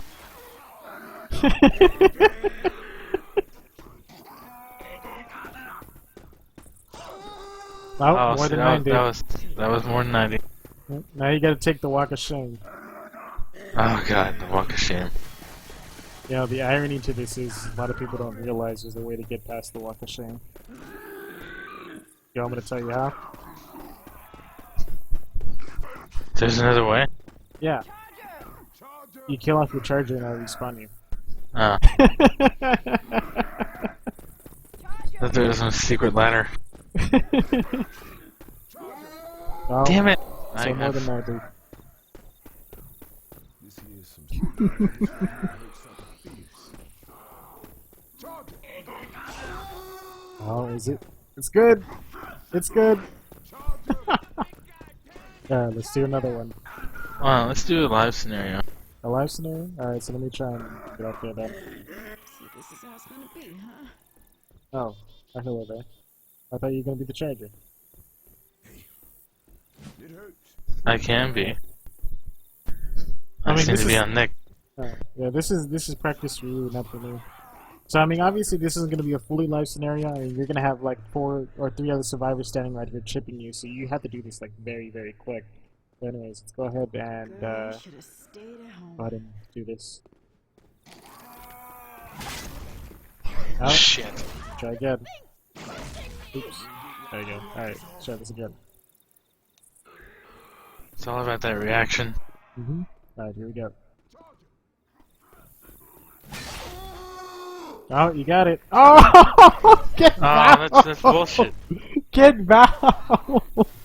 Okay, okay. I hate when that happens. It's so inconsistent. I don't know how to get over it. Let's try again. Oh, That was more than not close 90. enough. Oh I'm fuck. playing like a competitor. That's Oh. binding to comma. Oh. Did this ever seem like a good idea?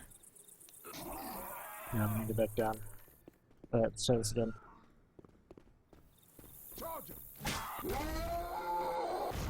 Oh, Are you serious?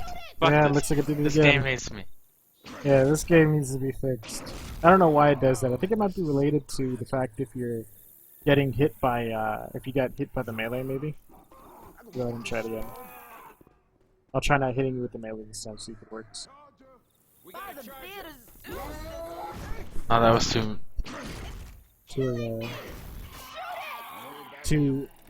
What's the word I'm looking for? It wasn't Acute? angled enough. That was an acute angle, Yeah. man. Too acute. Cute charge, man. Cute charge. Oh, that was. That's that too was bad. obtuse. That's too obtuse, dude. Son of a beastie! Let's try this again. There we go. Oh my god. I take it you weren't really good at geometry in school. Oh, that was actually my worst subject. I excel in math, except for geometry. Oh my god, I hated me too. geometry. Me too. Anyways, let's That continue sine, on. cosine bullshit. Kidding me? God.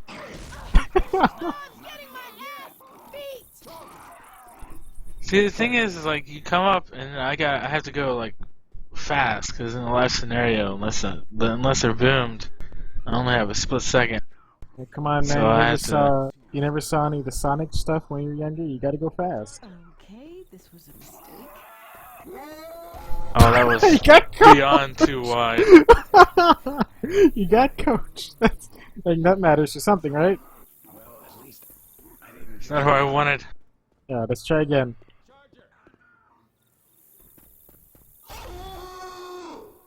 Oh, you got me. Oh, Just yeah? barely. So it might be related to melee weapon, or it just might be dumb luck. God damn Too it. young to feel this. Those old. binds, dude. Those binds. You trying to get some subliminal advertising going on here? Oh, Lord. I'm gonna get sued. For He really slander. said that, by the way. I've heard worse. Um, Anyways, do you want to try it again, or do you want to move on? Pull yourself together. let me try one more time. Falling apart. Alright, well, you parked Nick in the right spot for I this, too. think I really heard something. Just stumble the wall. Really? Oh, he's upset Fucking now. asshole. There we go. Alright, so let's try this again.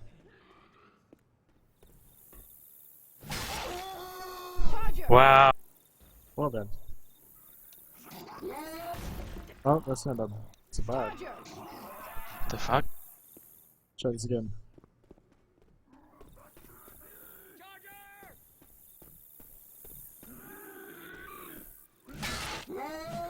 Oh, that was like Alex. panic. Well, here I'm gonna try and do it a bit more of an aggressive scenario here. What I'm actually gonna do is actually gonna chase We you got ourselves into. with the axe when I see you on the ladder.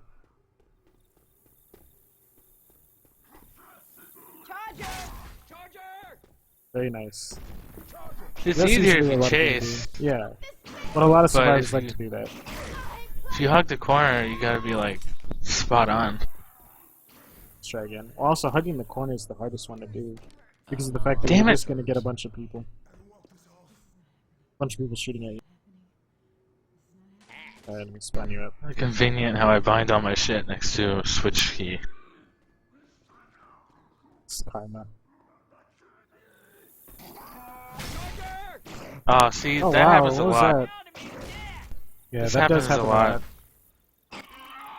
It's just something you had to get used to with Left 4 Dead 2. Nothing's consistent. It's a pain in the ass.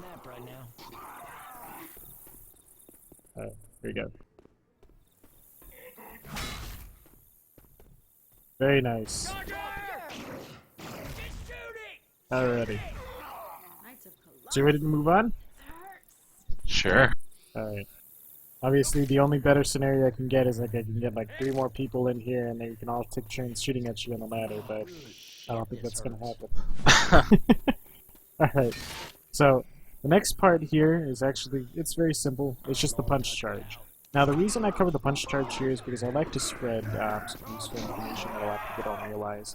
So I'm going to show you here. I have Rochelle and Alice pretty much perfectly aligned horizontally. Now, a normal McNasty, please get out. I forgot to put us in the proper channel. Alright, so for here with for here you have them perfectly horizontally as horizontally possible. Now, the difference between a punch charge and a regular charge is a punch charge is significantly slower for the initiating point of the charge, which makes it easier to clear. Whereas a normal charge, you don't get the extra 10 damage, but you move at a steady pace. So I'll show you here with Rochelle. I'm going to do a normal charge. And you see, nice steady pace, it's average, etc. You know, usually difficult to clear for people who don't know how to properly track. Now here, this is a punch charge, and look how much slower I travel at the initial point of the charge. Oops. Alright, let's try it again. Ah! I knew I shouldn't have been in third person. Oh, now the bot's broken. Alright, let me try this again. God. That's here. Try this again. Alright, so you saw how I was really slow for the initial point of that charge, correct? Yeah, but slow at start, but speeds up. Yeah.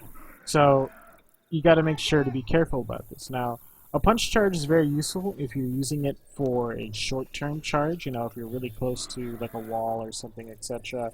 It's usually a good idea to go for a punch charge. Free 10 damage, and you're going to land the charge anyways. But if you're going for a long-distance charge, it's usually a better idea to always just go for a regular charge. Punching will actually make it harder for you, and you always want to make sure to land a charge spit. Left Footed 2 is all about charge spit rather than coordination with your team. Coordination with your team just comes second. So, any questions on that? Nope. Alright. Let's go ahead and move on to the last SI here, which is the Jackie.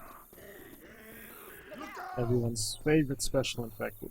Mine personally. Oh, I knocked the piss I hope you can just smell the sarcasm in my voice. Yeah, I don't like the jockey either. Hey, not funny, Alright. man. Where are you? Anyone else feel So, like crap right let's now? go ahead and kill off your charger. Or you can charge your way over here and then get killed.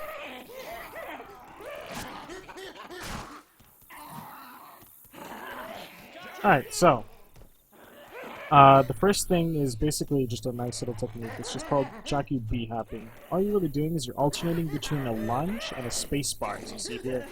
Let's see if I can get it to work for you.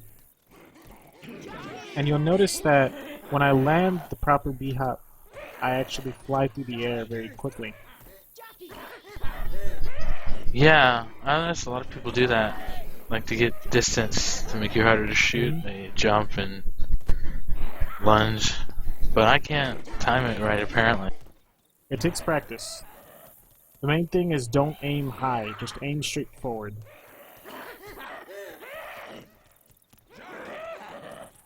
Jockey,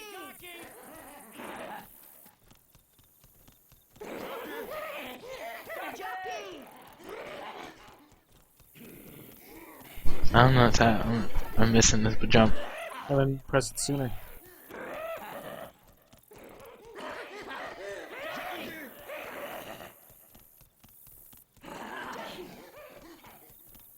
Gotta press it sooner. Oh shit.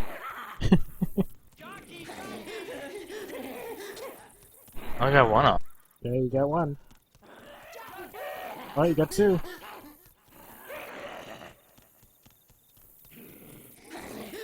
Three.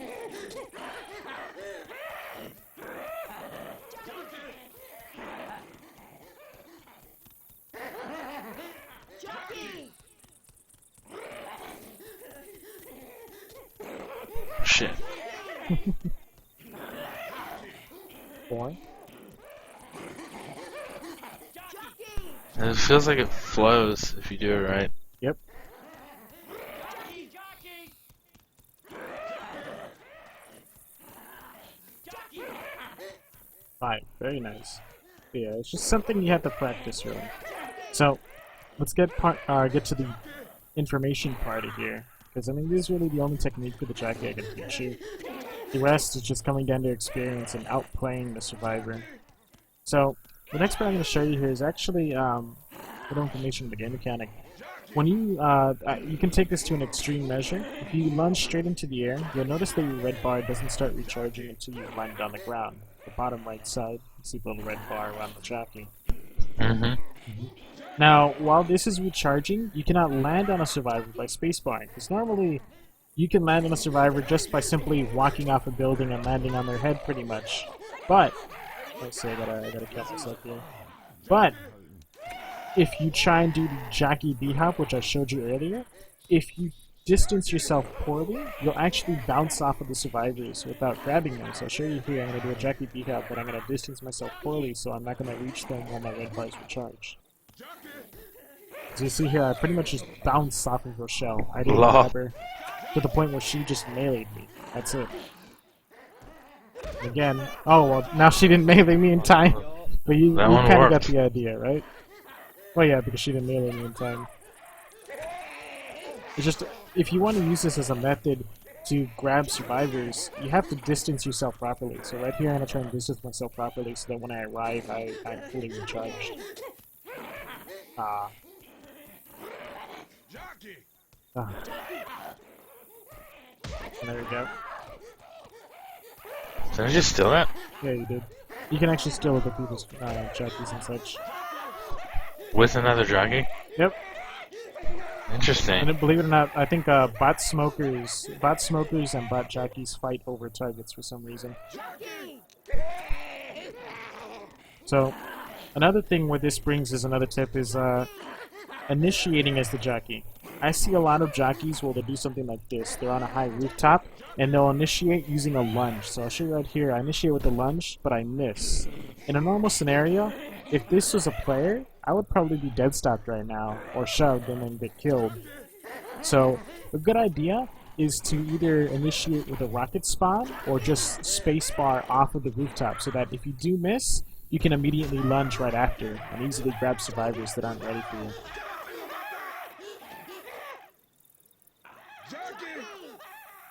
So, any questions with the jockey? Nope. Alright. So, that pretty much covers all the special infected. So, do you have any questions with any of the special infected? Just that I need to practice the jockey jump. I think I really heard something. I think that pretty much covers it. I fucking keep trying to press M and hit N instead. Alright. So, this is basically the halfway point in the lesson if you want. We could either call it here, take a break, or we can continue on. It's entirely up to you. Guns right here. We can keep going, I'm good. Torn up. Alright then. So, first thing I'd like to cover is witches. How are you with crowning witches? I'm actually good. I can crouch crown, stand crown, draw crown, Wedge. Alright. even with the just regular pump. Actually, I can't I would do- say the pump is actually easier to crown, since it does more damage. I can't draw crown standing up. I haven't really. I mean, Zen did that once, but Alright, so then you can draw crown crouching. That bitch is having a hissy fit. oh, I missed. See, sometimes I get like all but one fucking pellet, and I get screwed over. Keep up. I can walk this off. Alright, let me go ahead and spawn up another one. Basically, the best advice I can give you is that once she's getting close enough, is you want to stop moving. So right here, I can move all I want, but once she actually gets close enough, I have to crouch and stand still. Otherwise, if you move around a lot, this will happen. Oh wow, she didn't do it. She does that 180 shit on you. Pretty much, and she becomes sporadic. Actually, no, the 180 is if you angle yourself from her. So let me see if I can angle myself really quick. So Hell no. here's a witch. Now see, this right here, this is a straight line from her.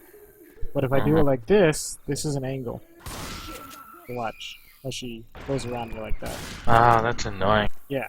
So if you don't want to do that, you have to make sure she's running basically in a straight line at you.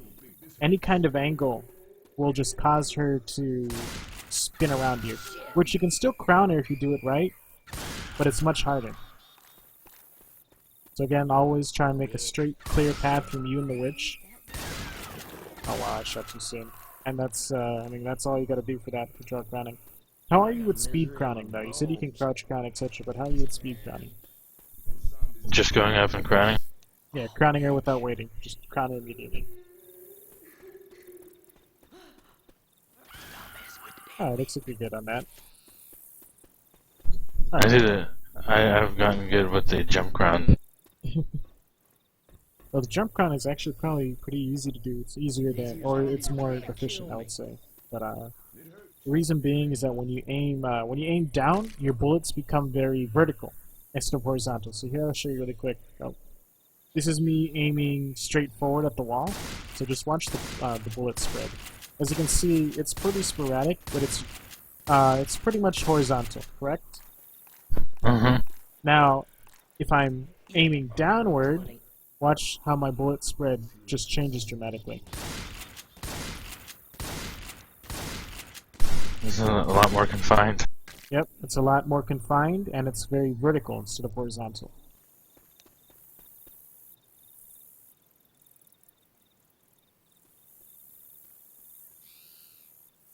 Sorry, give me one sec. Oh man. Oh man, oh man, oh man.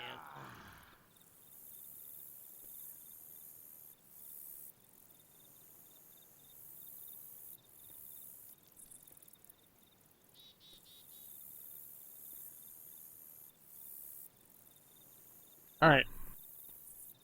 So, so then do you want to do any kind of practicing with the witches or something like that, like draw crowning, regular crowning or anything, or do you want to move on to the next part with the witch? I can try to crown one more time. Alright. I really fucked that one up. Oh shit, man, that witch is a spaz. Oh, Too what? soon. What? Witch. It's bullshit. Young man, y'all playing with fire when you messing with that damn witch. Too soon. Wow. I don't normally fuck up like this. Away from the witch. Hmm. Well, this is a I'm really hurt. slap in the face. Well, I mean, I could help you with what your issue is. I actually know what it is. Young man, y'all playing with fire when you messing with that damn witch. Too soon still. I don't understand why I'm missing. I don't normally miss draw crowns. What am I doing wrong? Well, I keep saying it. You're What? shooting too soon. Yeah, best be finding me a health kit. Basically, what you need to do is when you're draw crowning, watch when she dies. Basically, you want to wait for her to wind up her arms and then take the shot. So let's see, watch her death animation. And watch how she dies. You see her ragdoll when she's dying? She's going... You can see that she was about to attack, correct? Uh-huh.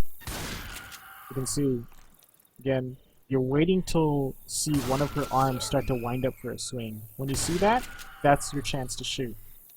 If you shoot before that, you won't get the extra bonus damage. If you shoot after that, well, you know what happens. You're already down. Yep. Oh shit, man, that witch is a spaz. There you go. Oh, she got you there. Too late.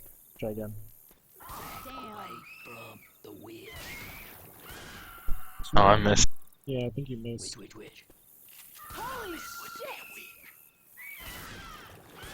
Missed it. Oh, this is bullshit. Bitch. Man, that witch is having a hissy fit. Very nice. So here, let me turn off God mode really quick and give me a couple beat boops. I'm all tuckered out. This might get ugly. Oh no, you don't know what I have planned yet. Defibrillator here. You don't know what I have planned. What, double wrist crown or something? Now you'll see. You'll see. Witch. Go on. Want me to draw a crown or just go Yeah, up go and... ahead. Go ahead. Holy Away from the witch. I'm down! You good? Hey, What the fuck? What? Oh, you were trying to distract me. Mhm. But don't back up too much, because then it kind of gives me a little space to move. Oh, witch.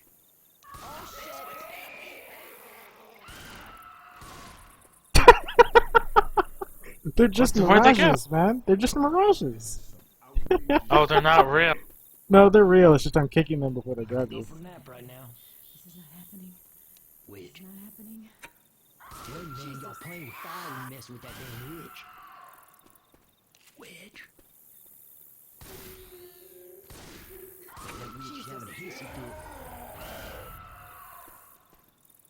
Well, that wasn't gonna hit me. Damn. Man, that witch is a spaz. Oh, fuck. Come on. Yes, it worked. Freaking hurt! Now grab your shotgun.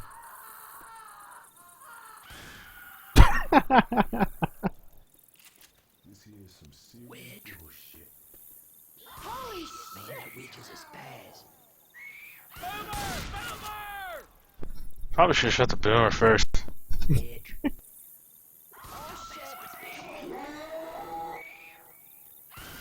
See, that would have been devastating. Yes, it would have. Defibrillator here. Witch. Damn. Away from the witch. Oh fuck! Too missed. late. That looks so good. Let me help you up. Oh no, no, don't move! No, she's gonna down you again! Oh no, there goes the defibs! She hit all the defibs all over the face! Oh no! I'm hurting. You could actually get There's her to one by attack the it. machine. You could actually get her to attack the gas cans. Really?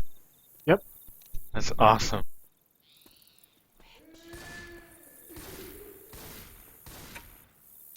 Oh, man, y'all playing with fire when you messing with that damn witch. I ain't ready to lay Witch. down yet. Man, that witch is having a hissy fit. Oh fuck! Damn it. I messed that one up. That's what. Oh, oh, there she goes again. Witch.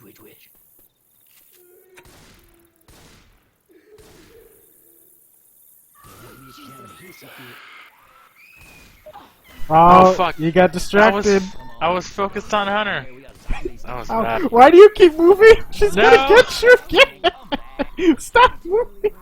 Just stand there and shoot her when I get you up. I ain't ready to lay down yet. Witch. Oh shit! Man, that witch is a spaz. Oh shit! I was still reloading. That was bad. Oh, god. Yeah, you gotta be careful with the reloads. You have to time them properly. Oh, witch. Away from the witch. Witch. Holy shit! Holy shit, Witch. Tell me, man, y'all playing with fire when you messing with that damn witch. Unfortunately, I Oh, don't that have was an- good. I don't have an alias to kick boomers. That was sneaky. Tell me, man, y'all playing with fire when you messing with that damn witch. Very nice. Away from the witch. Oh, that panic! Damn it. You don't have to shoot I them. wonder. You don't have to shoot them. I kick them before they grab you, don't- so they don't actually interfere. They're just mind games. That's it. Knock the piss out of me. I'm trying. Well, if that was a real situation, I would have gotten jockeyed. But Well, here's my idea behind it. Oh. When you draw crown a witch, you have to focus on everything on that witch. You can't focus on the other SI, with the exception if you're going to get death charge. Which in any scenario you shouldn't be draw crowning if you're going to get death charge. But yeah, if you are in a scenario like this where you have like a hunter coming at you and you draw crown, you want to kite that hunter completely. And oh, now I got to revive myself. Oh, it didn't work. There we go. But yeah, if you draw crown and the SI are coming at you, you have to completely ignore all the other SI and tunnel that witch. Because that witch will incap you for sure. The SI won't. You can still be cleared from them without taking that much damage. There's obviously some exceptions, but you should always tunnel the witch. Man, that witch is a spaz. Hunter! Oh, witch. Holy shit! Boys! oh fuck, that was too soon. I don't like to see you like this. I guess Come on I now. will keep you. Yeah, let me help you up. Man, that witch is having a hissy fit.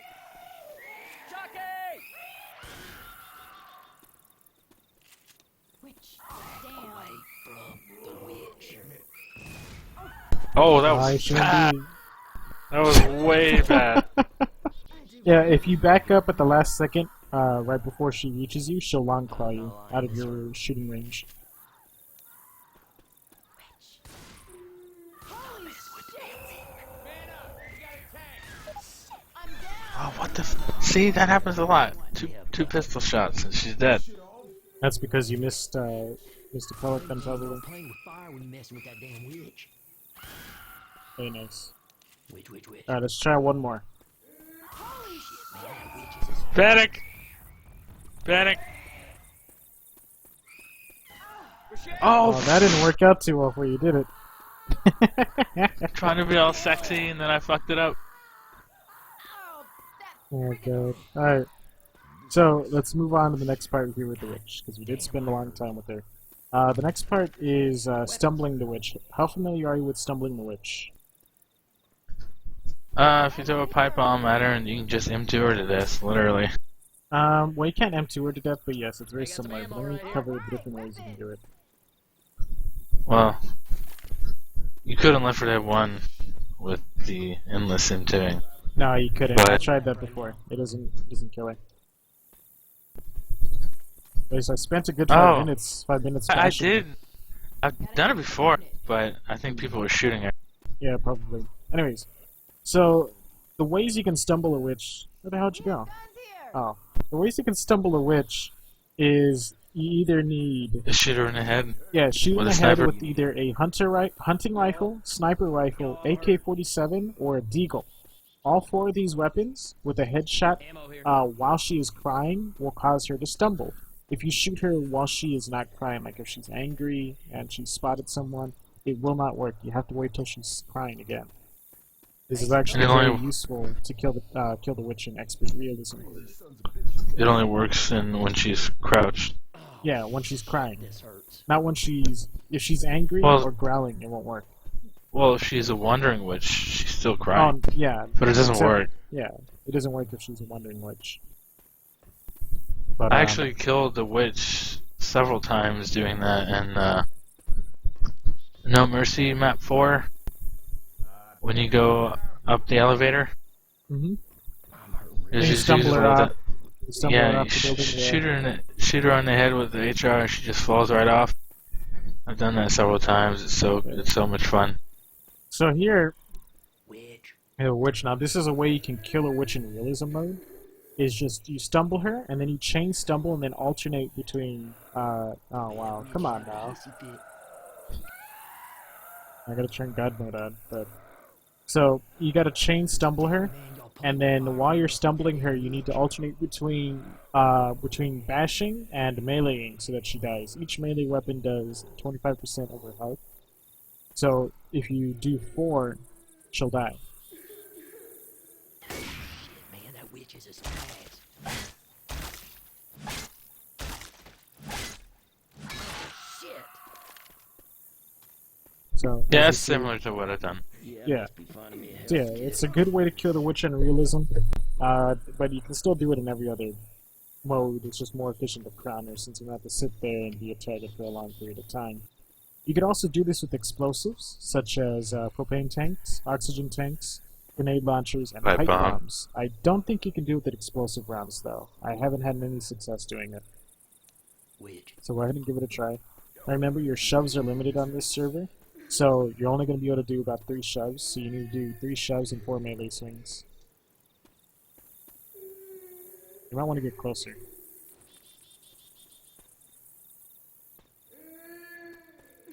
That witch is having a hissy fit. Oh shit. Oh, Oh, not fast enough. not fast enough. Ah! Hey, I'm reloading. Witch. Too close. Let's just kill him. Away. Alright, let's try this again. Oh, witch. Stop messing with the damn witch. Oh damn. You wasted a shove early Ah, on when you got out of the yeah. scope. Yeah, it's a bit more punishing. I than forgot the about server. that. Damn, I hurt. Obviously, in vanilla, it's pretty easy to do. What the fuck? I missed.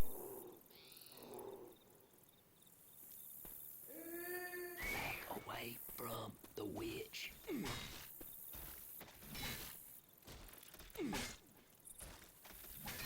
Very nice. So yeah, No. that's one way, another way, a creative way to kill the witch. And also, if you really want to get really creative, what you can do is, like, get a shotgun and a deagle. Here we go. Do something like this. Which, I mean, I don't really cover, but it's just being more creative. Man, that witch is a spaz. Oh, shit. It's an easy not finding background. I know, right? But, Torn up. anyways, any questions with killing the witch? No. Alright, so then we'll move on to the next special infected, which is the smoker. Hey, some guns here. Now, I actually am recently adding a new thing to this, Ammo because a here. lot of people don't realize this, is blocking smokers' tongues using your teammates because of the game mechanics. So let's go ahead and cover that first before we get to tongue cutting. Oh man. Oh man. Go ahead and I feel get the right. smoker. Now, what I want you to do really quick, so here, you're going to stand right here, right next to Nick, and then as soon as I shoot my tongue, you're going to hide behind your teammates, okay? So here we go. Oh, Be not quick. fast enough. Let's try again. Oh wow, I targeted Nick. Damn it. Let's try again. Really? I'm not Wow. aiming anywhere near him! This isn't gonna work. You keep pulling it. Alright, here we go. Let's try again. What the? Oh my god, this is a prime example of why everyone hates the tongue. I'm like aiming nowhere near these people. Alright, so let's try again. Auto tongue too good, yep. Alright, let's try again. Really? Yo, dude, I'm not aiming for him. Let's try again. Alright, here, I'm gonna try. There you go. I'm gonna aim away and then move myself into the spot. Alright, ready? Alright, here we go. Damn. You're too far away from your teammates. Alright, let's try again. Too far away. Or you weren't fast enough, pretty much. Alright, let's try again. There you go. You see how your teammates blocked the smoke. Basically, when the tongue auto-targets onto someone, it only goes after that person if anything in the game collides with them, where it's special infected, or the tank, or even your own survivor teammates, it will block the tongue because the tongue is just programmed to go after that single person. It will not grab anything else. Auto-tongue is shit. So, let's get on to the smoker tongue cutting here. That's what I really need help with. Is can't. I can going cut over this. tongues in single player, but I mean that's a bot. I can't seem to do it. Like Zen gets hard-ons when he does it. It's He not that fucking loves hard. doing it. After I'm done teaching you how to tongue cut, you'll be like, oh wow, you're right. It's so easy to tongue cut. But anyways, first off, what is your lerp? Do you know what your lerp is set to? It's 100. 100? Oh, well, yeah. That's definitely going to hurt when it comes to tongue cutting. So we want to get that to 16.7 or something similar lower. Just for this exercise, though, we want it to 16.7. Do you have like a script or something to do it, or do you want me to go get it for you? Do I have a what? Do you have a script or a bunch of commands binded right now to change your lerp to 16.7, or do you want me to go get it for you? I can type in a console. Well, you have to do a variety of commands. You can't just type a single command. Isn't it three things? Yeah. Here, let me get it for you. It's much easier to just copy and paste it in. I would really suggest getting a bind, or even putting it in your auto-exec, whatever you lerp, or whatever lerp you feel comfortable using. Go ahead and get this in.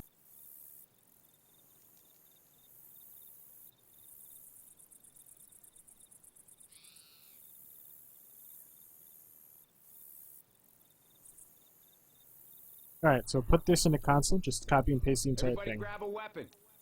Put that all there. You just copy it and paste it. Beat my ass. And then while Weapons you're at over it, here. turn on your neck graph so you can see what your lerp is set to. See, I have rate at 60,000, and the other two, A higher other rate two at won't 6. do anything. A higher rate won't do anything if the server doesn't support it. This is some outrageous shit. Yeah, I've changed everything. I have both the update rates to 60. Alright. Well, I mean, you don't have to change it, but like I said, increased update rate doesn't do anything unless the server actually supports it. So, anyways, is your lerp set to 16.7 now? Ammo here. I'll be alright.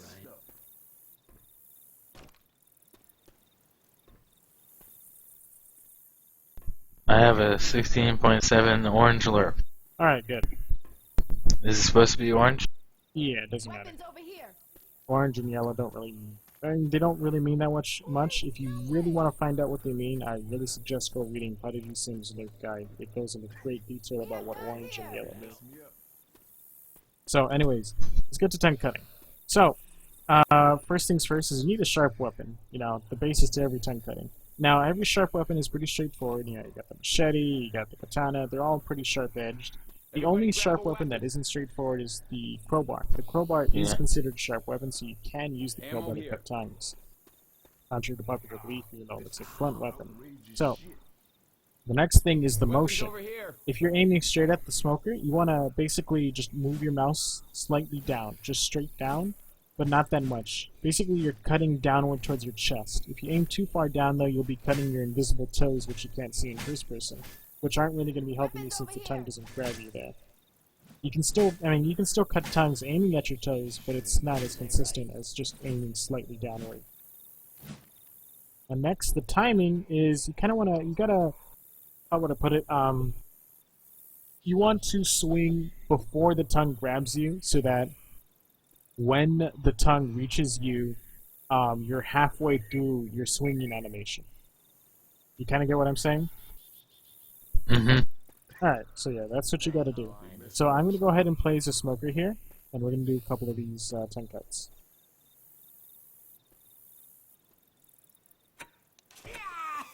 So, for this exercise, if you get the tongue cut, I'll let you know by saying a number. If I don't give you a number, then you didn't get the tongue cut, and I'll let you free. I would really suggest you stop moving, making it harder for me to distance myself. Alright, here we go.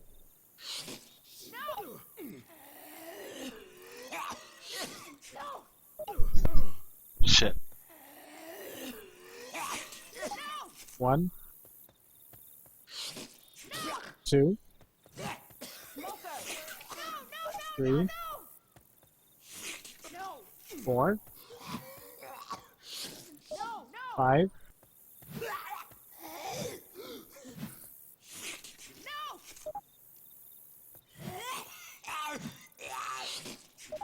1, 2, 3, 4, 5, 6, 7, 8, 9, 10. Very nice. Alright. So your ping is a little high to be trying this part, but we're gonna try it anyways. I'm gonna be going at a much closer range. Now, stop moving. Let's see. So at this range, pretty much, you're gonna have to pretty much predict when I'm going to do or shoot my tongue, and you need to swing as soon as you hear me shoot off my tongue. That's why I'm saying you kind of have to predict it so that you can hurry up and press your mouse 1 as soon as you hear it.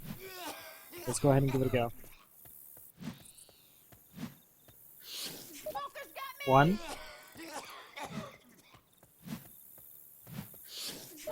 2, 3, Oh shit.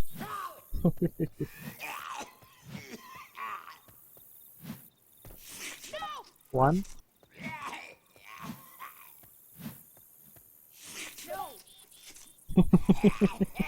I think actually you got that one. Very nice. Is it 3, 4,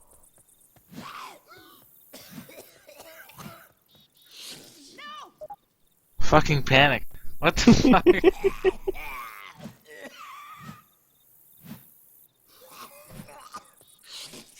1,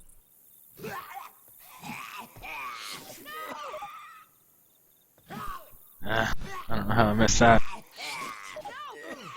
1,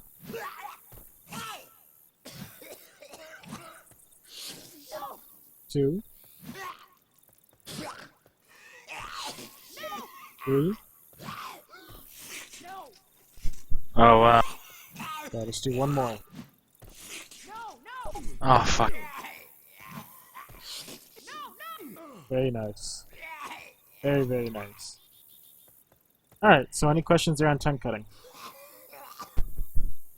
How much early do you have to swing if you have 100 lerp? Or is it possible?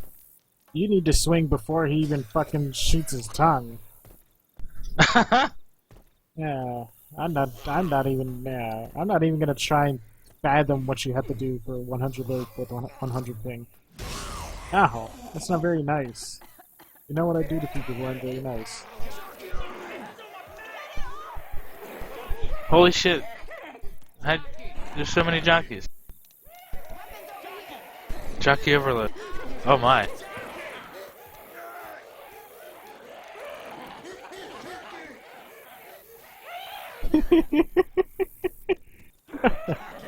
Alright, so Wow, this was not my now the next part here has to do with smoker bashing. Now, a lot of people panic when they get pulled and instantly shove, but I'm here to show you that there's actually a very large window that you have to shove a smoker before you're considered entangled. You have an entire 1 second to shove a smoker, and now what I'm going to do is I'm going to enable those rays that I showed you earlier. There you go. So now what I want you to do is shove and then move to the side. You see these yellow rays, correct? That is your shove range, right? It is very long. It's pretty decent. It's It's pretty farther long. than it's farther than the SI's, Special Infected's claw range, pretty much. So you have an entire 1 second plus a long M2 range. So I'm going to show you the window, but before we do that, I'm going to get to this. A lot of people don't realize is that if you have a melee weapon out and you get pulled, you cannot shove while being pulled. So just for an example here, bring out your melee weapon really quick, and I'm going to pull you and just try and spam the mouse 2 button. You realize that you won't be able to do it. And so you saw that, correct? You're just not able to spam the M2, or you can. That's bullshit. Yeah. So if you do get pulled while you have a melee weapon, you can switch to another item in your inventory in the middle of the pull, and you'll be able to shove again. So let's go ahead and give that a try. Very nice. Let's try again. Very nice. And one more. Very good. Alright. So, the next part here is the distance between, the distance that you can pretty much shove a smoker. So stand still, because I need to look at the ground to make sure I get this right. I'm trying to do about the maximum distance. Alright, so here we go. Remember, don't panic. Time your shove. Very nice. Alright, let's do it again.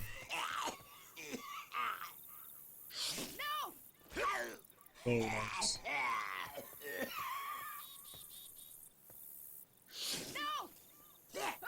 Oh fuck. We didn't do it in time. Let's try again. Too early. I think I really heard something. Very nice.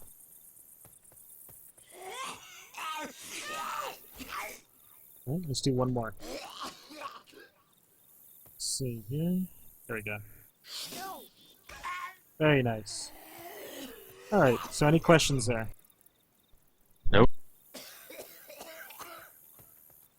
Alright, so the next special infected we're going to cover here is the Hunter, or Hunter. I like to add extra vowels or replace vowels for the SI.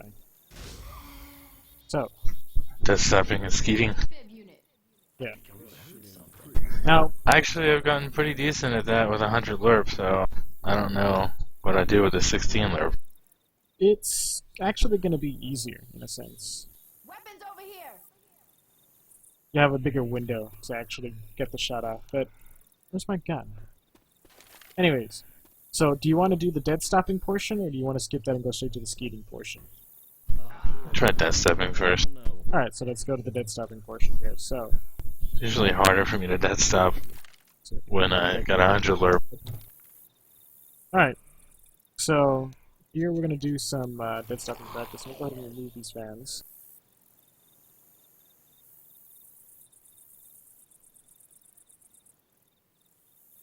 Alright, so where are you? Come on and stand right here. Alright. So, I'm gonna do a... No, stop moving, because it's gonna make my job harder. Alright, so just stand still. Now, I'm gonna do a long lunge at you. Now, a long lunge is something that you'll see inexperienced hunters or bot hunters do, and you're gonna want to shove me when I'm halfway to my destination to you. Let's do 2 more. Right, 1 more. Ow! Oops. Really? Really? How did that kill you? What? It's because I reached my shove threshold and I died. It's a vanilla thing. Very nice. Alright, so now we're going to do quick pounces. Quick pounces is what you'll see like the experienced hunter do, as you see right here. He's just pouncing around really quickly. So, This is a lot of panic. yeah. So, now what you're going to do is I'm going to do straight pounces at you. I'm going to pounce once and then pounce again at you. What you're going to do is as soon as you see me land right here, you're going to shove, okay?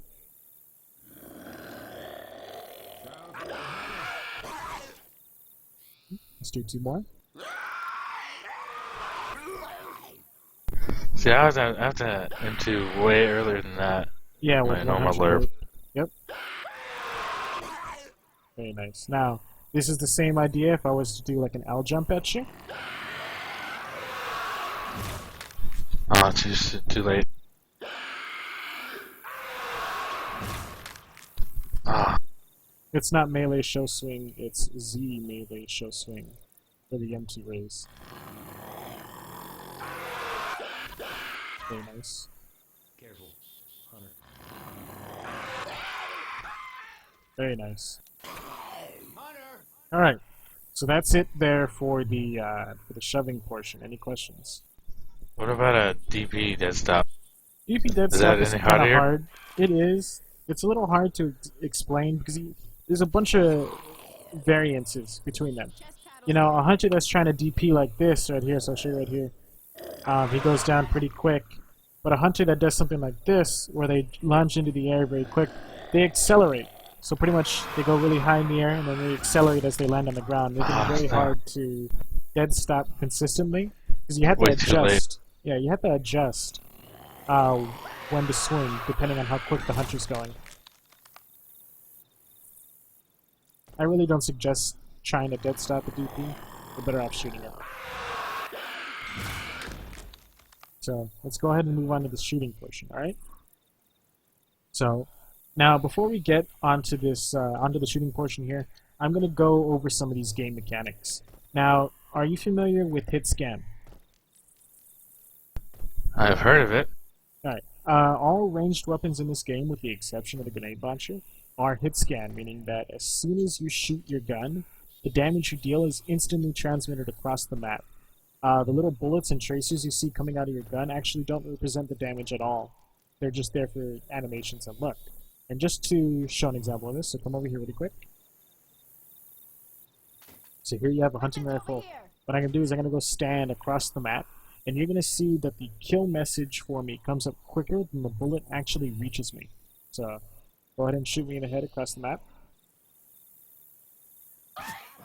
Alright, so you saw that, correct? Mm-hmm. So yeah, all ranged weapons in this game are hit scan. You never ever have to aim ahead of your target. You just have to aim directly at the target, and you'll always land your shots in this game. So, the next part here is shotguns. All ranged shotguns in this game do not deal extra headshot damage to special infected, with the exception of the witch. So, if you shoot a hunter in the body with a shotgun, you're going to get the same multiplier as if you shot him in the head with a shotgun. They both have a multiplier of 1x.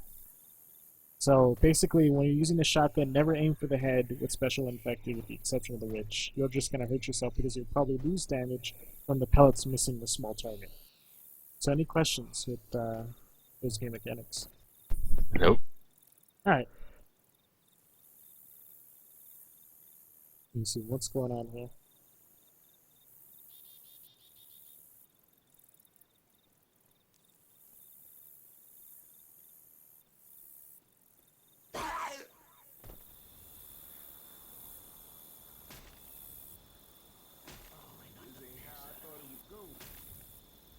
second. Let me get the melee ray here. I think I put in the wrong command.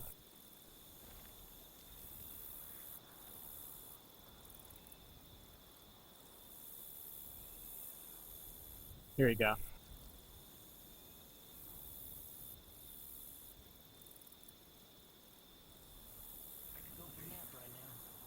Sorry, I gave wrong information there.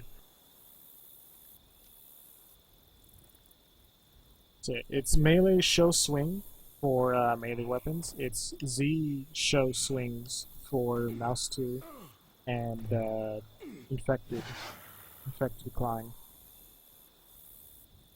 Sorry about that. Anyways, so let's get to the skeeting part. So let's go ahead and grab you. You got a shotgun, correct? Alright. So I'm going to do a straight pounce at you. Now, what you're going to want to do for straight pounce is if you're going to want to aim in between my shoulder blades, but below my head. You don't want to aim for my head. You're going to be kind of aiming for my chest, alright?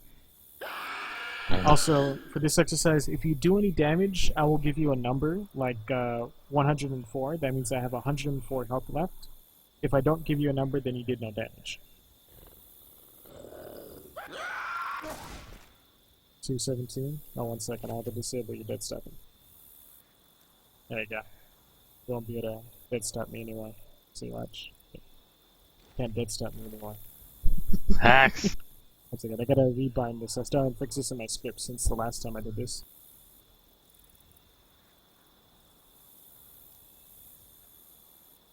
Alright, we're good.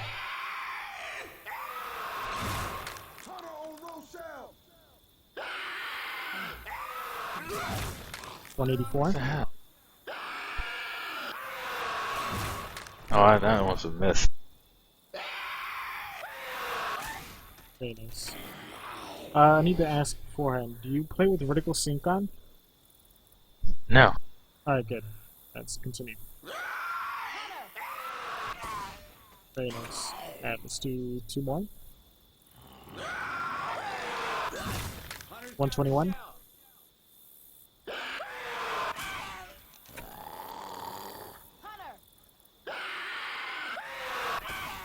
Very nice.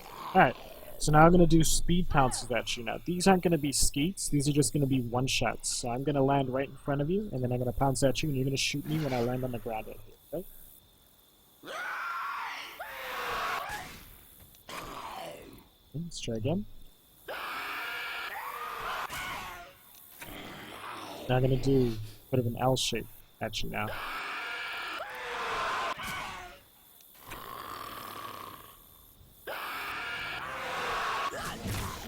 Oh. Oh. Very nice. One more.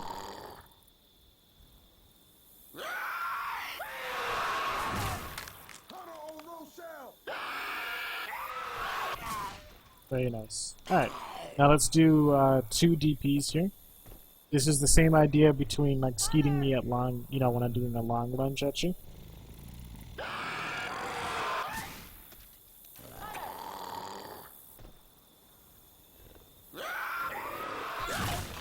$27. Really? 223.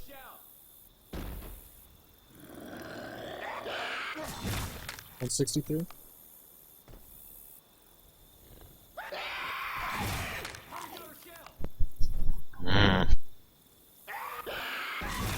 I seem to be missing.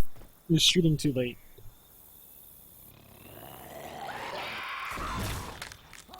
Oh, that one you missed. 214. 196. What the hell? That was way too early. 226.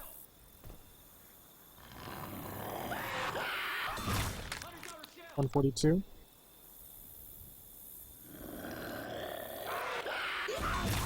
214.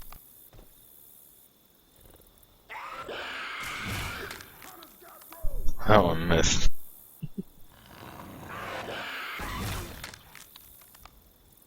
See, yeah, it looks like I'm shooting you, but I'm not. There you go. Oh, yeah. Yeah. Alright. So, one thing I forgot to mention before I went over this, before I went all over this, we'll get to the next part here in a sec, is how lag compensation in this game works. Basically, you can play this game properly all the way up to about, like, 400 lerp and ping.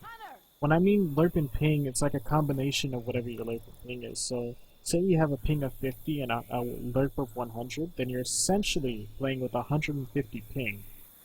Now, the reason I say you can pretty much play this game all the way up to like 500 ping and lerp is because as long as an SI isn't coming after you, your registration will still hit. Now, a lot of people prefer skeeting or shooting over M2ing, a lot of the better players, simply because it registers better than shoving, simply because of the following. When you're basically a hunter, if you're coming at the survivor, let's see, don't need no clip. This is right here. You'll see me right here, as as the survivor. But in reality, my hitbox is actually right here. And a lot of people like to shoot instead of shove because of the fact that if they shoot over here, it's hit scan. It's instant. You can pretty much snipe someone with a shotgun or at least a chrome shotgun. With dead stopping, you have to do it preemptively because you're trying to prevent the server-side model from colliding with your body.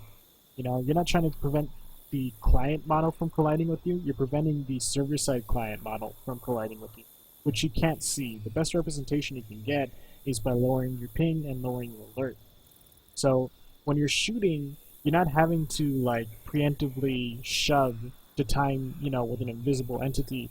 You're just shooting directly at the model that you see and it registers. Whereas with M2ing, you have to pretty much M2 the server-side hitbox before it collides with you.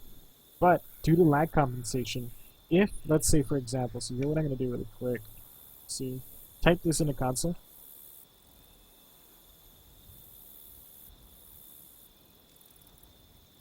So type that, CLNterp2, and this will give you a lerp of 200.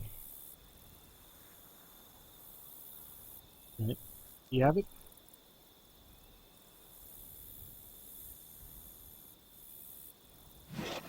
I have a 200 lerp. Alright, so here what I'm going to demonstrate is that as long as I'm not coming at you, your shots and your M2s will still register if you hit my model. So what I'm going to do is I'm going to pounce, I'm going to miss intentionally, I'm going to land right here next to you, and then I'm going to pounce away. And you're going to shove me, and it's still going to register even though I'm all the way over here. So, you'll be able to come back into the stream and see it for yourself. Let me turn your dead stopping back on. Alright, so let's give this a go. No, you're not gonna aim for me right there. I'm gonna intentionally land right here, so just aim for right here. Let's try again. I missed.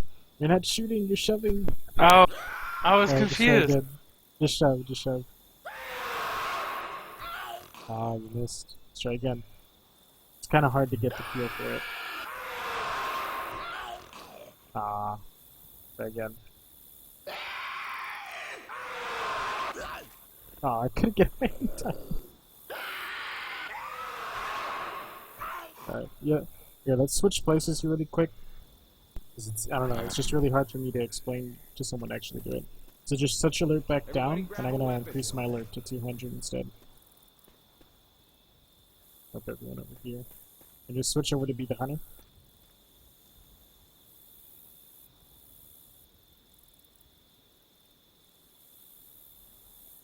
Alright, so just intentionally miss me. Just intentionally miss me and land on my side. Oh, not close enough. Let's try again.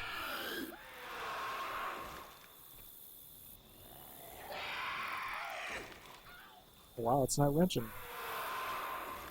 Yeah. Yeah, it's not I don't look registering. like What an the idiot. hell?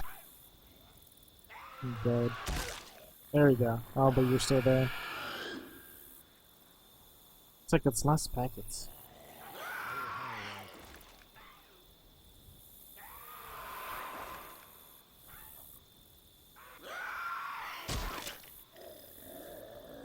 It's really hard to demonstrate, but it's just as long as you shove or shoot the model that you see when it's not coming at you, it'll still register to the server as long as it hit. Just hard to demonstrate here on a larger scale. I mean, I can lower my loot, but then you wouldn't see the dramatic scale that I'm talking about. Yeah, I'm gonna try walking into it this time. Alright, that seemed to have worked a bit better. Alright, here we go. Try again. Went under. Yeah, I don't think it's gonna work out too well here. Wow. Let's try one more time. Oh, there. Somewhat, I mean, do you kind of see what I'm trying to say here? Mm-hmm. Yeah, but that's pretty much it. It's just if the SI isn't coming for you, then it'll register whatever it is you're doing as long as you hit the model. But if the SI is coming for you, usually you're going to want to shoot instead of shove, because just shooting is just so much easier to get rid of an SI than to try and register a shove. Oh, there.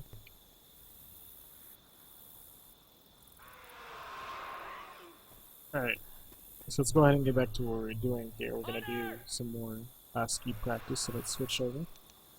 Let's switch sides. Yeah, I can demonstrate for the viewers a bit later what I mean. I'll show them later. So go ahead. What I want you to do is I want you to stand up here in the center. And what we're gonna do is we're gonna do five successful kills. Basically, I'm gonna either jump from you on your right or to your left, and I'm gonna jump at you, and you gotta just find out where I'm going and shoot me before I pounce on you. Alright, so it's gonna be like our L strategy, except I'm changing directions, and we're gonna do this until you killed me 5 times. Oh, I missed. Shit. Oh, don't move! Stay in the puddle. There we go.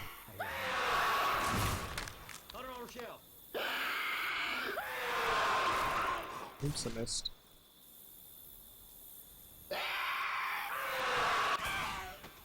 Very nice, right? 114.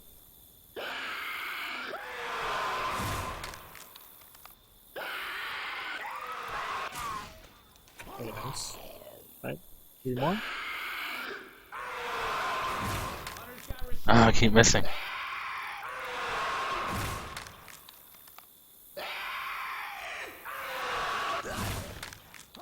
Oh, I didn't see the damage.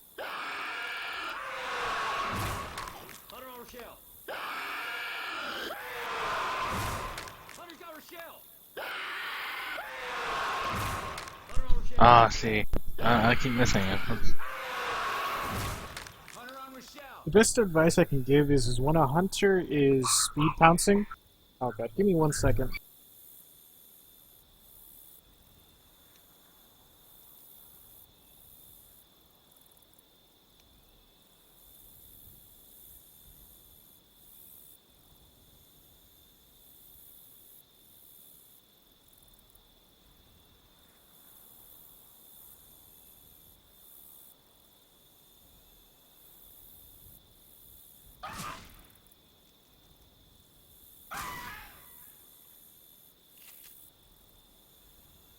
It hurt. Hang But ain't on. nothing. I'm really hurt.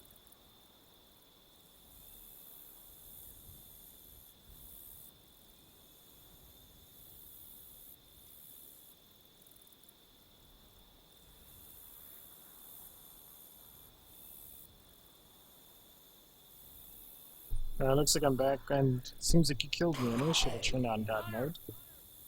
I might have. Alright.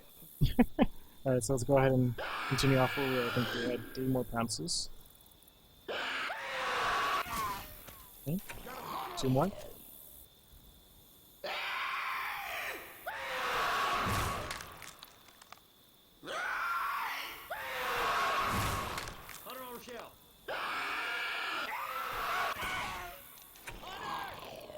Alright, 1 more.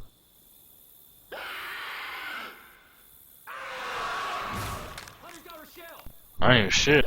Yeah, you try to end too. Very nice. Alright. So, now what we're gonna do is, are you familiar with basically like a 1 versus 1? 1v1? Yeah, 1v1. Yeah, 1v1's in a few times. Alright, so here's what we're gonna do. You're gonna be allowed to run around in this whole open area. We're gonna do 5 of these. Let me turn it down. There you go.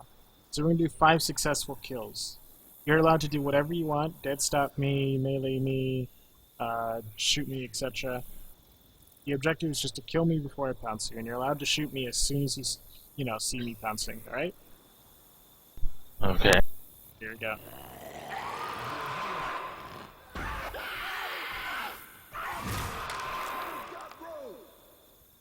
That was Of bad. course. Yeah, and I'll give you damage reports when you get them.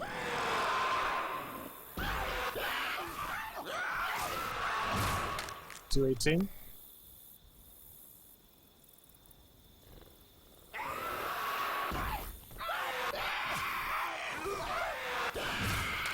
$205.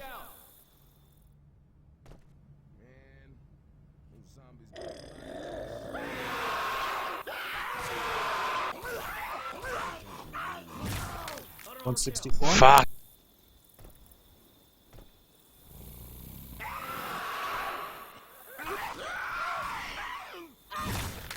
$154.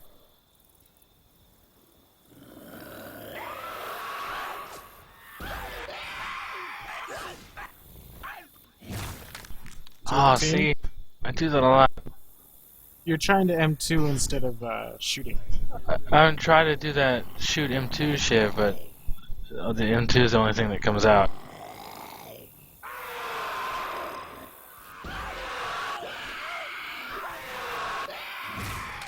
$222.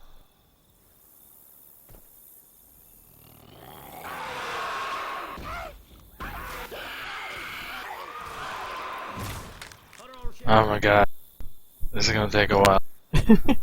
Well, here, let me switch over to this side here now. Let me so give you bad. an idea here. I actually skipped a big portion. Sorry, I haven't done this in a long time. So, Hey, some guns here. there's 2 ways you can really play Left 4 Dead 2. A lot of the experienced players will play what I call the aggressive style, and a lot of the more passive or inexperienced players will play the passive style. Now, the aggressive style is basically where you punish the infected. Punish the infected for messing up. So see right here with the hunter. The hunter does a long lunge, but it's too short, so I punish him by dead stopping him where he lands. Or if the hunter does another long lunge and I sidestep, punish him where he lands, etc. The same thing can be done with the jockey, although it's going to be a little hard to demonstrate here with the 5. See here? Punish him for, just missing his lunge. Now, the passive style is essentially where the player just keeps running from the infected until they pretty much kill the infected. Now, a general rule of thumb is try not to ever go in a straight line. So here with the hunter, there's an easier scale to show with player controlled SI, but here as you see, I keep running around in a circle and the bot hunter can't grab me. Now, this is a very similar scenario to what you can do with a player, making it very hard for them to pretty much grab you. Not to mention that an SI going along the side of you like that is very easy to ski. That should be there. Well, I'm definitely aggressive. But I can't seem to shoot. Alright.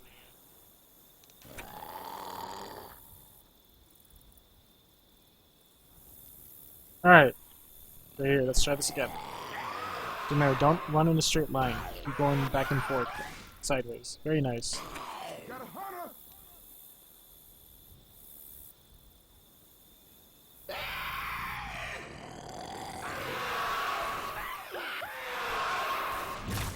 Hunter's got Rochelle.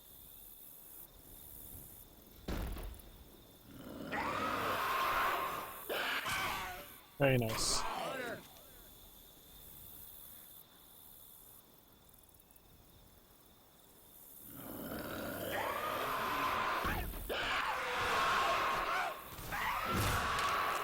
Oh fuck.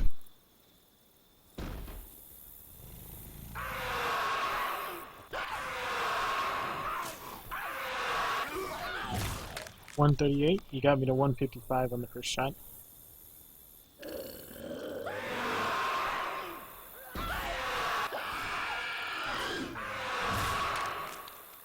Fucking tree.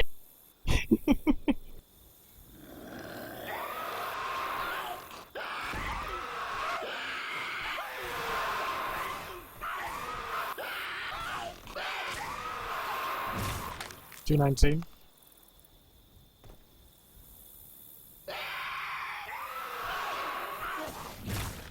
$224.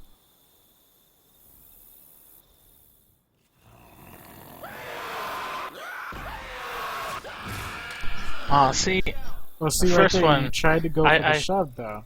Tried to go for the shove. I keep telling you, Yeah, you want I to go for keep- shooting. I keep doing that. Shoot him too, but for Well, some try not to reason, go for it. I mean, think of it like this: in a 1v1, you're not going to be trying to M1, M2. A lot of people actually only really do that when they know they're going to get this shot. But if you know you're not going to get it, you want to save your M2 for when you're actually going to need it.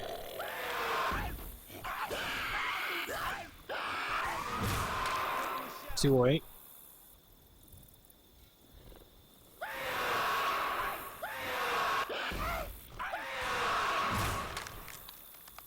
That one, you kind of walked into my pounce.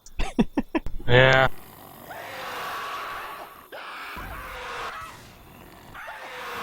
$8. Really? 8? Yep, $8. Oh.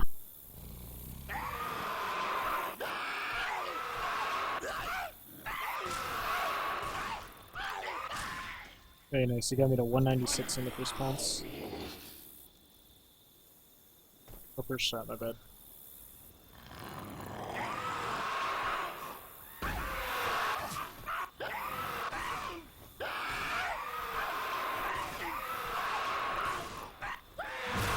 $98.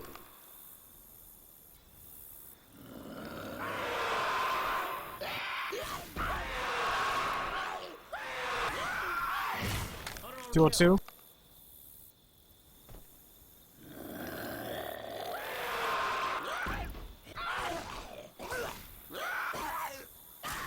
You got me to 2.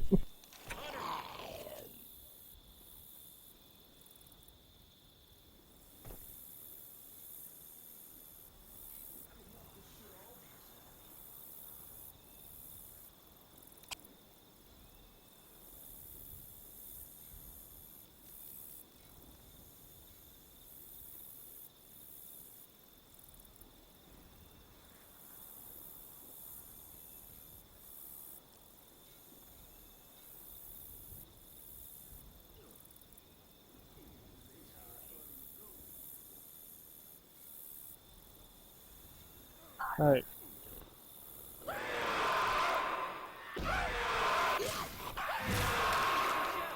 $217. Oh god, I'm stuck. There you go. Damn menus right next to my no clip.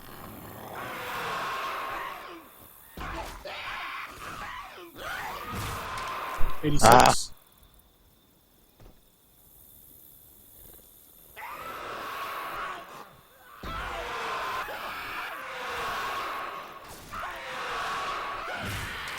Very nice. And yes, I did change my alert back.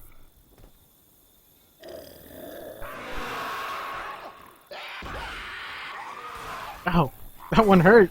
Fucking, it broke my stumble. Or I mean, it broke my pounce. Ow! That's not nice. Oh, we done? Or did I press that too many times? Alright, we're done. Good job. It Alright, took so, like 40 tries. hey, at least we're getting somewhere. You're making progress, and I'm giving you advice and such. Weapons over here. Alright, so, any questions there with skeeting and hunters and such? Nope. Y'all hurt. Now, before we move on to the next part, I wanted to make sure to do this before I actually move on, so I'm going to get a hunting rifle here. Now, what I'm going to demonstrate is, because I wasn't able to demonstrate it properly with the M2, but I'm going to demonstrate it here with a hunter. I'm going to show hitboxes. Basically, I'm going to shoot the model with 200 lerp and just watch where the bullet lands. You'll see that it's much farther back before the hunter's actual model for you. Shit, I'm messed up. I can do 200 lerp. That's the highest I've done this experiment with. I need to get a hitbox on it.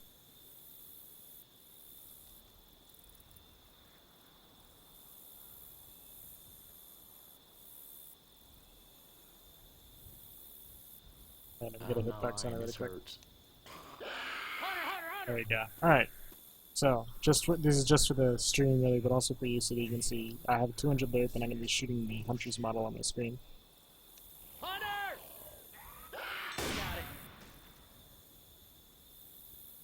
many people are watching your stream? I actually haven't checked. Hunter, Hunter, Hunter! Oh, I missed. Hunter!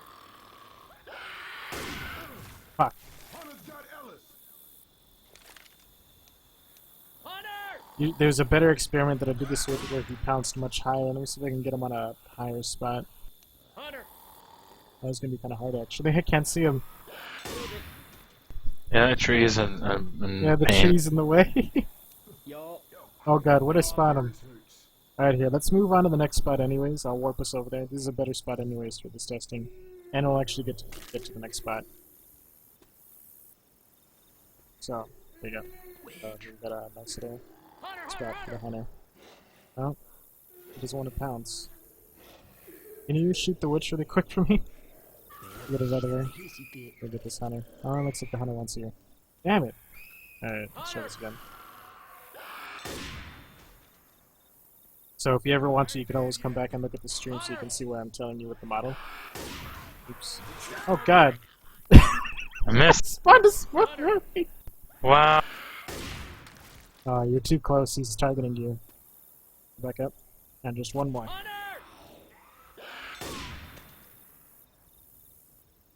Alright, that's a really good still image right there.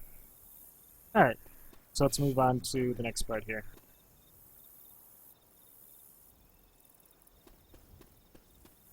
Alright, change my look back. Alright, so we're gonna get to the hunter rock skating. I mean, not the hunter. We're gonna get to rock skating here.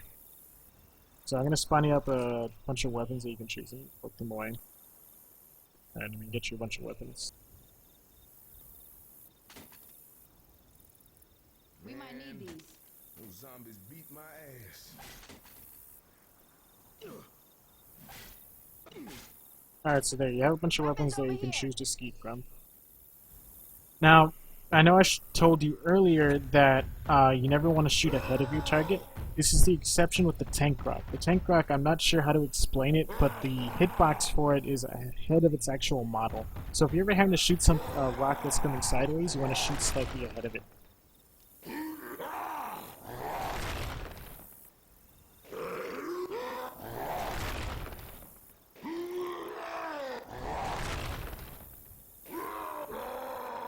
You gotta shoot ahead of it.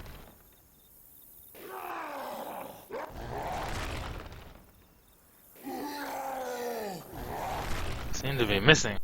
Yeah, no. Like I said, it's really hard to skeet a rock going sideways because of the fact that you have to pretty much aim ahead of it. The model where you see it is not How what far it actually ahead? represents. Not that much. Oh, look, you got it. Not that much, really.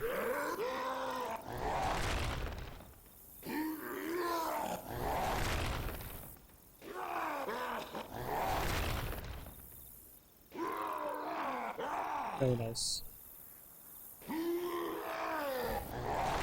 That was bad.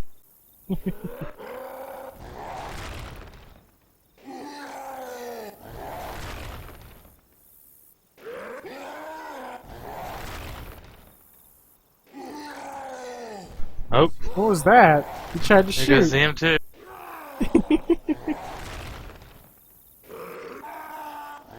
Yeah, let's try and get one more here.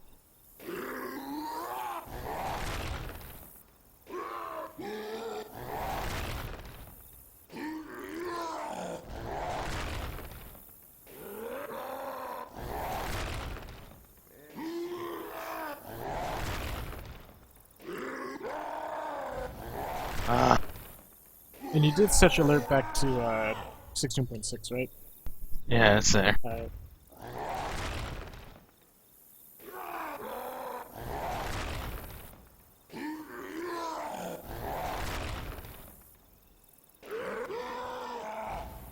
I think I'm shooting far enough ahead. I don't know. Well, I mean, if you don't shoot too far ahead. Think of it like this: aim at its center mass, and then you want to aim like maybe an inch away from the center mass, pretty much.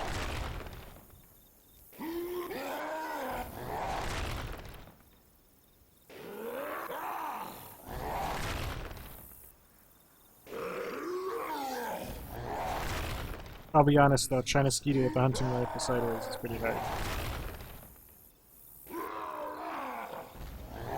If you want, I mean, go get the shotgun, it's a bit easier.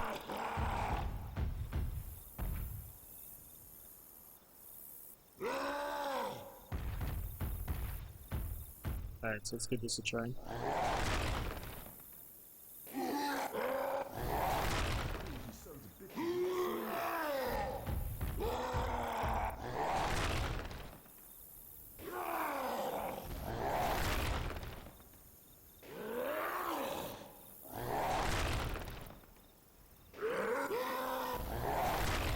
I'm shooting too early.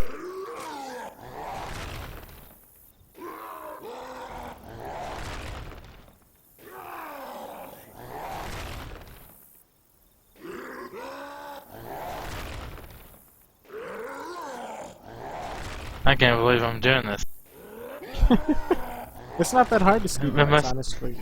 It must be the 16 lerp. Yeah, it probably is. I think that It is. makes a huge difference. It makes a really huge difference. You have no idea. Going from 100 to 16 is a huge, huge deal. Then why keep in can't I mind- skeet hunters? What the fuck? You can skeet hunters. You've got a couple skeets at hunters. It just takes practice, though. We're gonna have to start to wrap this up pretty quick because I do have left to learn in 15 minutes. So now the next portion here. Oh yeah, it's Saturday. Yeah. So go ahead and move over here really quick.